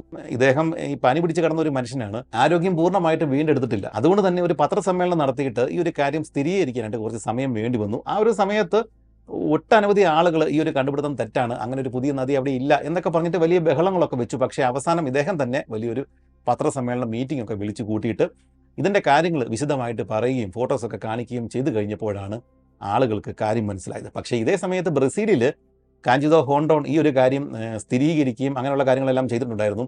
അവിടെ ഈ പ്രശ്നങ്ങളൊന്നുമില്ല. കാഞ്ചിതോ ഹോണ്ടോൺ എന്ത് പറഞ്ഞാലും അത് ആളുകൾക്ക് അറിയാം, അത് സത്യമായിരിക്കും എന്ന്. കാഞ്ചിതോ ഹോണ്ടോൺ കൂടെ ഇത് പറഞ്ഞതോടെ അമേരിക്കയിലുള്ള ആളുകൾക്ക് കാര്യം മനസ്സിലായി. ശരിയാണ്, തിയഡോർ റൂസ്വെൽറ്റ് ഒരു പുതിയൊരു നദി കണ്ടെത്തി. അദ്ദേഹവും അദ്ദേഹത്തിൻ്റെ സംഘത്തിലുള്ള ആളുകളും അതിലൂടെ സഞ്ചരിക്കുകയും അത് മാപ്പ് ചെയ്യുകയും ചെയ്തിട്ടുണ്ട്. ആ നദിയുടെ പുതിയ പേര് ഈ റൂസ്വെൽറ്റിൻ്റെ പേര് തന്നെയാണ്. ഇങ്ങനെയുള്ള കാര്യങ്ങളെല്ലാം ആളുകൾക്ക് അവസാനം അംഗീകരിക്കേണ്ടി വന്നു. റൂസ്വെൽറ്റ് ചുമ്മാ അങ്ങ് അവിടെ നിന്ന് എക്സ്പെഡീഷൻ കഴിഞ്ഞിട്ട് നേരെ കപ്പലിൽ തിരിച്ച് ന്യൂയോർക്കിൽ വന്ന ആളൊന്നുമല്ല. ഇദ്ദേഹത്തിൻ്റെ കൂട്ടത്തിലുണ്ടായിരുന്ന ബ്രസീലിയൻസിന് ഇദ്ദേഹം സ്വർണ്ണ നാണയങ്ങൾ തന്നെ സമ്മാനമായിട്ട് കൊടുക്കുകയും അവരോടൊക്കെ പ്രത്യേക സൗഹൃദങ്ങൾ പിന്നീട് കാത്തു സൂക്ഷിക്കാനായിട്ട് ശ്രമിക്കുകയും ചെയ്തിരുന്നു. അതുമാത്രമല്ല, അതിനുശേഷം അദ്ദേഹം നടത്തിയിട്ടുള്ള അനേകം മീറ്റിങ്ങുകൾ, സെമിനാറുകൾ, അതിലെല്ലാം അദ്ദേഹം ഈ ബ്രസീലിയൻസിനെ കുറിച്ചിട്ട്, പ്രത്യേകിച്ച് ഹോണ്ടോണിനെ കുറിച്ചിട്ട് വലിയ വലിയ കാര്യങ്ങളാണ് പറഞ്ഞുകൊണ്ടിരുന്നത്. ലോകത്തിലെ ഏറ്റവും മുന്നിട്ട് നിൽക്കുന്ന 4 പരിവേഷകരുടെ പേര് പറഞ്ഞാൽ അതിലൊന്ന് ഉറപ്പായിട്ടും കാഞ്ചിതോ ഹോണ്ടോൺ തന്നെയായിരിക്കും എന്ന് റൂസ്വെൽറ്റ് പല സ്ഥലങ്ങളിലും ആവർത്തിച്ച് പറയുന്നുണ്ട്. പക്ഷേ ഇദ്ദേഹത്തിൻ്റെ ഈ യാത്രക്കിടയിൽ ഇദ്ദേഹത്തിന് ഏറ്റ പരിക്കുകൾ, ഇദ്ദേഹത്തിൻ്റെ ആരോഗ്യത്തിന് ഏറ്റ ക്ഷതങ്ങൾ, ഇതെല്ലാം പിന്നീട് പൂർണ്ണമായിട്ടൊന്നും മാറിയിട്ടുണ്ടായിരുന്നില്ല. യാത്ര കഴിഞ്ഞിട്ട് 4 വർഷങ്ങൾക്ക് ശേഷം 1918 ഇദ്ദേഹം വീണ്ടും ഹോസ്പിറ്റലിൽ പ്രവേശിക്കപ്പെട്ടു. ആരോഗ്യം തീരെ മോശമായി. അതുകൊണ്ടാണ് പിന്നീട് തിരികെ വീട്ടിൽ വന്നെങ്കിലും ഇദ്ദേഹത്തിന്റെ പഴയ ഒരു ആരോഗ്യം വീണ്ടെടുക്കുവാനായിട്ട് ഒരിക്കലും സാധിച്ചില്ല. അങ്ങനെ 1919, അതായത് ഈ ഒരു എക്സ്പെഡീഷൻ കഴിഞ്ഞിട്ട് വെറും 5 വർഷങ്ങൾക്ക് ശേഷം ജനുവരി 6-ന് വെളുപ്പിനെ 4 മണിക്ക് തിയഡോർ റൂസ്വെൽറ്റ് തൻ്റെ സംഭവബഹുലമായ യാത്രകളെല്ലാം അവസാനിപ്പിച്ചു. അമേരിക്ക കണ്ട, അല്ലെങ്കിൽ അമേരിക്ക എന്ന രാജ്യം നിർമ്മിച്ച ഏറ്റവും മികച്ച പ്രസിഡന്റുമാരിൽ ഒരാളാണ് എന്നതുകൊണ്ട് തന്നെ ഇദ്ദേഹത്തിൻ്റെ മുഖം നമുക്ക് ബാക്കിയുള്ള ആളുകളുടെ കൂട്ടത്തിൽ George Washington, Abraham Lincoln, Thomas Jefferson ഇവരുടെ കൂട്ടത്തിൽ മൗണ്ട് റഷ്മോറിൽ കാണുവാൻ സാധിക്കും. ഓർക്കുക, ഈ ഒരു എക്സ്പെഡീഷൻ പൂർത്തിയായ ശേഷം വെറും 5 വർഷങ്ങൾക്കുള്ളിൽ തന്നെ തിയഡോർ റൂസ്വെൽറ്റ് മരണപ്പെടുകയാണ് ഉണ്ടായത്. എങ്കിലും ഇതിനു മുമ്പ് മരണപ്പെട്ട മറ്റൊരാൾ കൂടിയുണ്ട്. ഇവരുടെ കൂട്ടത്തിൽ എല്ലാ കാര്യങ്ങൾക്കും, പ്രത്യേകിച്ച് കെർമിറ്റിന്റെ കൂട്ടത്തിൽ സർവേകൾക്ക് ഏറ്റവും മുന്നിലെ വഞ്ചിയിൽ തന്നെ ഉണ്ടായിരുന്ന ലിറയാണ് ഇതിനു മുമ്പ് മരണപ്പെട്ട വ്യക്തി. ആമസോണിലെ സെപ്പതുബ എന്ന് പറയുന്ന ഒരു നദി സർവേ ചെയ്യുന്നതിനിടയ്ക്ക് വലിയൊരു ഒഴുക്കിൽ ഈ ലിറ പെട്ടുപോയി. പക്ഷേ താൻ മരിക്കും എന്ന് മനസ്സിലാക്കിയ ലിറ അവസാനം ചെയ്ത പ്രവൃത്തി എന്താണെന്നറിയാമോ? ഇദ്ദേഹത്തിൻ്റെ കയ്യിലുണ്ടായിരുന്ന സർവേ ഡയറി ഇദ്ദേഹം ഒഴുകിപ്പോകുന്നതിന് മുമ്പ് കരയിലേക്ക് എറിഞ്ഞു കൊടുത്തു. പിന്നീട് ലിറയെ കാണാൻ സാധിച്ചില്ല. ആ ഒരു ഒഴുക്കിൽപ്പെട്ട് ലിറ മരിക്കുകയും ചെയ്തു. അദ്ദേഹം ചെയ്ത അവസാനത്തെ പ്രവൃത്തി തൻ്റെ കയ്യിലുണ്ടായിരുന്ന ഇത്രയും നാൾ സർവേ ചെയ്ത ആ ഒരു ഡയറി അതൊരിക്കലും നഷ്ടപ്പെട്ടു പോകരുത് എന്നുള്ള ആത്മാർത്ഥമായിട്ടുള്ള ആ ഒരു ആഗ്രഹം മരിക്കുന്നതിന് മുമ്പ് അത് കരയിലേക്ക് എറിഞ്ഞു കൊടുക്കുക. ഇതൊന്നും എല്ലാവരെയും കൊണ്ട് സാധിക്കുന്ന പണിയല്ല എന്ന് നമുക്കറിയാം. ഇവരൊക്കെ എന്ത് ടൈപ്പ് മനുഷ്യരായിരുന്നു എന്ന് ആലോചിച്ച് നോക്കുക. എന്ത് ജീവിതമാണ് അവരൊക്കെ നയിച്ചിരുന്നത്. പിന്നീട് നമുക്ക് പറയാനുള്ളത് ജോർജ് ഷെറിയാണ്. ഇദ്ദേഹം പിന്നീട് വലിയ വലിയ കാര്യങ്ങളൊക്കെ കണ്ടുപിടിക്കുകയും വലിയ പര്യവേഷണങ്ങളൊക്കെ നടത്തുകയും ചെയ്തു. ഇദ്ദേഹത്തിൻ്റെ പേരിലൊക്കെ മൃഗങ്ങളും സസ്യങ്ങളും ഒക്കെ ഉണ്ട്. ഞാൻ മുമ്പ് പറഞ്ഞിരുന്നതാണ്. എന്നാലും ഇദ്ദേഹം പ്രായമേറെ ചെന്നിട്ട് തന്നെയാണ് 1948 തൻ്റെ 83ാമത്തെ വയസ്സിലാണ് അദ്ദേഹം മരണപ്പെടുന്നത്. എന്നാൽ ഇക്കൂട്ടത്തിൽ ഏറ്റവും കൂടുതൽ വിഷമം നമുക്കുണ്ടാക്കുന്നത് കെർമിറ്റിൻ്റെ കാര്യത്തിലാണ്. നമ്മൾ ഈ ഒരു എക്സ്പെഡീഷൻ, ഈ ഒരു യാത്രയിൽ നമ്മൾ കണ്ട ഊർജ്ജസ്വലനായിട്ടുള്ള ആ ഒരു കെർമിറ്റ് എന്ന് പറഞ്ഞ ആളെ പിന്നീട് നമുക്ക് കാണാൻ സാധിക്കുന്നില്ല. കെർമിറ്റിന് പിന്നീട് മാനസികമായിട്ട് ധാരാളം പ്രശ്നങ്ങൾ ഉണ്ടായതായിട്ട് നമുക്ക് കാണാൻ സാധിക്കും. അതിൻ്റെ അവസാനം 1943 ജൂലൈ 4 അലാസ്കയിലുള്ള ഇദ്ദേഹത്തിൻ്റെ റൂമിൽ സ്വയം വെടിവെച്ച് മരിച്ച നിലയിലാണ് കെർമിറ്റിനെ നമുക്ക് കാണാൻ സാധിക്കുന്നത്. മരിക്കുമ്പോൾ വെറും 53 വയസ്സ് മാത്രമായിരുന്നു കെർമിറ്റിൻ്റെ പ്രായം. കെർമിറ്റിൻ്റെ ജീവചരിത്രം നമുക്ക് ഏതെങ്കിലും വെബ്സൈറ്റിലോ വിക്കിപീഡിയയിലോ ഒക്കെ കുറച്ച് വിശദമായിട്ടൊക്കെ എഴുതിയിട്ടുണ്ട്. നിങ്ങൾക്ക് പോയി വായിക്കാം. എന്തുകൊണ്ടാണ് കെർമിറ്റ് ഈ ഒരു അവസ്ഥയിൽ എത്തിച്ചേരുകയും അവസാനം ഇങ്ങനെ ആത്മഹത്യ ചെയ്യുകയും ചെയ്തത് എന്ന് നമുക്ക് അതിൽ നിന്ന് മനസ്സിലാക്കാം. ഈ ഒരു എക്സ്പെഡീഷൻ ഈ യാത്രയുടെ ഭാഗമല്ല അക്കാര്യം. അതുകൊണ്ടാണ് ഞാനത് വിശദീകരിക്കാത്തത്. അമേരിക്കയിലെ പല സംസ്ഥാനങ്ങളിലും കെർമിറ്റ് എന്ന് പറഞ്ഞ പേരുള്ള ടൗണുകൾ കാണാൻ സാധിക്കും. അതെല്ലാം തിയഡോർ റൂസ്വെൽറ്റിൻ്റെ മകനായിട്ടുള്ള കെർമിറ്റ് റൂസ്വെൽറ്റിൻ്റെ പേരിലുള്ള അദ്ദേഹത്തിൻ്റെ സ്മരിക്കാൻ വേണ്ടിയിട്ട് ഇട്ടിരിക്കുന്ന പേരുകളാണ്. അവസാനമായിട്ട് കാഞ്ചിതോ ഹോണ്ടോൺ. ജീവിതകാലം മുഴുവൻ ഹീറോ ആയിട്ട് തന്നെയാണ് ഹോണ്ടോൺ ജീവിച്ചത്. നമുക്കറിയാലോ, ഈ യാത്രക്കിടയിൽ ഹോണ്ടോണിന് യാതൊരു പരിക്കോ പനിയോ ഒന്നും വന്നിട്ടില്ല. കാരണം ഹോണ്ടോൺ ജീവിക്കുന്നതും നടക്കുന്നതും ഒക്കെ അദ്ദേഹത്തിൻ്റെ വീട്ടിലൂടെയാണ്. അദ്ദേഹം ജനിച്ചത് ഈ മാറ്റോ ഗ്രോസോ എന്ന് പറയുന്ന ആമസോണിൽ തന്നെയാണ്.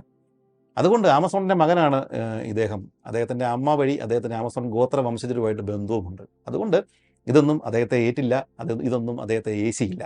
അദ്ദേഹം വളരെ കാലം നല്ല രീതിയിൽ തന്നെ ആളുകളുടെ ഇടയിൽ ജനസമ്മതിയൊക്കെ നേടി വലിയ ഹീറോ ആയിട്ട് തന്നെയാണ് ജീവിച്ചത്. പക്ഷേ ചില കാര്യങ്ങൾ അദ്ദേഹത്തിന് അഭിമാനിക്കാനായിട്ട് ഉണ്ടായിരുന്ന അദ്ദേഹം വളരെയധികം കഷ്ടപ്പെട്ടുണ്ടാക്കിയ ടെലിഗ്രാഫ് ലൈന്, ആ ടെലിഗ്രാഫ് ലൈന് 1915 ഇതെല്ലാം പൂർത്തിയാക്കിയിട്ട് ഉദ്ഘാടനം ചെയ്തെങ്കിലും ഇദ്ദേഹത്തിന് ആ ഒരു ടെലിഫോൺ ലൈൻ നിർമ്മിച്ചു എന്നതിൻ്റെ പേരിൽ കൂടുതൽ അഭിമാനിക്കാനായിട്ട് പറ്റിയില്ല. കാരണം വയർലെസ് ടെലിഗ്രാഫി പിന്നീട് പ്രചാരത്തിലാവുകയും ഇദ്ദേഹം വലിച്ച കിലോമീറ്ററുകൾ, ആയിരക്കണക്കിന് കിലോമീറ്റർ ഈ ഒരു ആമസോൺ വനത്തിലൂടെ വലിച്ച ആ കോപ്പർ വയറുകൾ കൊണ്ട് പിന്നീട് യാതൊരു ഉപകാരവും ഉണ്ടാവാതിരിക്കുകയും ചെയ്തു. അതുമാത്രമല്ല, ഹോണ്ടോൺ ഈ ടെലിഗ്രാഫ് ലൈനിന് വേണ്ടി വെട്ടിത്തെളിച്ച ആ വഴികളിലൂടെ പിന്നീട് കൊള്ളക്കാർ, മയക്കുമരുന്ന് കച്ചവടക്കാർ, കള്ളത്തടി വെട്ടുകാർ, അങ്ങനെ ക്രിമിനൽസ് പല ആളുകളാണ് ഈ ആമസോൺ വനത്തിനുള്ളിലേക്ക് കയറിയത്. ഇത് അവിടെ താമസിച്ചിരുന്ന ഗോത്ര ജനതയുടെ ജനസംഖ്യ കുറയ്ക്കാനായിട്ട് വളരെയധികം പ്രേരകമായ അല്ലെങ്കിൽ അതിന് സഹായിച്ച ഒരു ഘടകമായിരുന്നു ഈ അകത്തേക്ക് ഇദ്ദേഹം വെട്ടിയ അനേകം വഴികൾ. അതായത് അദ്ദേഹം ആരെ സംരക്ഷിക്കാനാണോ ഈ പണിയൊക്കെ ചെയ്തത്, ആ വഴികൾ അത് അവരെ നശിപ്പിക്കാനായിട്ടാണ് ബാക്കിയുള്ള ആളുകൾ ഉപയോഗിച്ചത്. ഈ ഹോണ്ടോൺ അന്ന് ടെലിഗ്രാഫ് ലൈനുകൾക്ക് വേണ്ടി നിർമ്മിച്ച ആ പാതകൾ അതെല്ലാം കൂട്ടിയിണക്കിയിട്ടാണ് ഇന്നത്തെ ബ്രസീൽ ഹൈവേ BR 364 നിർമ്മിക്കപ്പെട്ടിരിക്കുന്നത്. ഈ BR 364 എന്ന് നിങ്ങളൊന്ന് സെർച്ച് ചെയ്ത് കഴിഞ്ഞാൽ ആ വഴി നിങ്ങൾക്ക് മനസ്സിലാക്കാം. ഇതുവഴിയൊക്കെ തന്നെയാണ് ഇവർ യാത്ര ചെയ്തത്. ഹോണ്ടോൺ നിർമ്മിച്ച ആ ടെലിഗ്രാഫ് ലൈനുകളെല്ലാം കൂട്ടിയിണക്കിയിട്ടാണ് ആ ഹൈവേ ഇന്ന് നിർമ്മിക്കപ്പെട്ടിരിക്കുന്നത്. ബ്രസീൽ കണ്ട ഏറ്റവും വലിയ പരിവേഷകൻ അത് കാഞ്ചിതോ ഹോണ്ടോൺ തന്നെയാണ്. അദ്ദേഹം മരിക്കുന്നത് തിയഡോർ റൂസ്വെൽറ്റ് മരിച്ചിട്ട് വീണ്ടും ഒരു 32 വർഷങ്ങൾക്ക് ശേഷം തൻ്റെ 92ാമത്തെ വയസ്സിൽ 1958 ജനുവരി 19 ബ്രസീലിലെ ഒരു പ്രവിശ്യയായിട്ടുള്ള ഹോണ്ടോന്യ ഇദ്ദേഹത്തിൻ്റെ ബഹുമാനാർത്ഥം ഇദ്ദേഹത്തിൻ്റെ പേരിലാണ് ഇന്നും അറിയപ്പെടുന്നത്. അങ്ങനെ റിവർ ഓഫ് ഡൗട്ട് എന്ന ഈ ഒരു പര്യവേഷണ യാത്ര ഇവിടെ അവസാനിക്കുകയാണ്. ഈ 7 ഭാഗങ്ങളും കണ്ടിട്ട് ഇവിടെ വരെയും, ഞാൻ ഈ പറയുന്ന ഭാഗം വരെയും നിങ്ങൾ എത്തിയിട്ടുണ്ടെങ്കിൽ നിങ്ങളെ തന്നെ ഉദ്ദേശിച്ചിട്ടാണ് നമ്മൾ ഈ ചാനൽ തുടർന്നും നടത്തിക്കൊണ്ട് പോകുന്നത്. ഈ ഒരു യാത്ര അതും ഭാഗങ്ങളായിട്ട് ഇടയ്ക്ക് നല്ല ഗ്യാപ്പുകളൊക്കെ വന്നിട്ടുണ്ട്. അതിനിടയ്ക്ക് ക്ഷമയോടെ കാത്തിരുന്നിട്ട് ഇത് ഇവിടം വരെ നിങ്ങൾ കണ്ടിട്ടുണ്ടെങ്കിൽ എൻ്റെ തന്നെ താല്പര്യമുള്ള കുറച്ച് ആളുകളാണ് ഇവിടം വരെയും ഇത് കണ്ട് എത്തിയിട്ടുള്ളത് എന്നെനിക്ക് മനസ്സിലാക്കാൻ സാധിക്കും. കാൻഡിസ് മില്ലാർഡ് എഴുതിയ ദി റിവർ ഓഫ് ഡൗട്ട് എന്ന 700 പേജുകളുള്ള ഒരു ബുക്ക്, സാമന്ത സീപ്പിളിൻ്റെ 244 പേജുകളുള്ള death on river of doubt എന്ന് പറഞ്ഞ മറ്റൊരു പുസ്തകം, അതുകൂടാതെ തിയഡോർ റൂസ്വെൽറ്റ് തന്നെ എഴുതിയ ത്രൂ ദ ബ്രസീലിയൻ വൈൽഡർനെസ് എന്ന് പറയുന്ന 530 പേജുകളുള്ള മറ്റൊരു പുസ്തകം.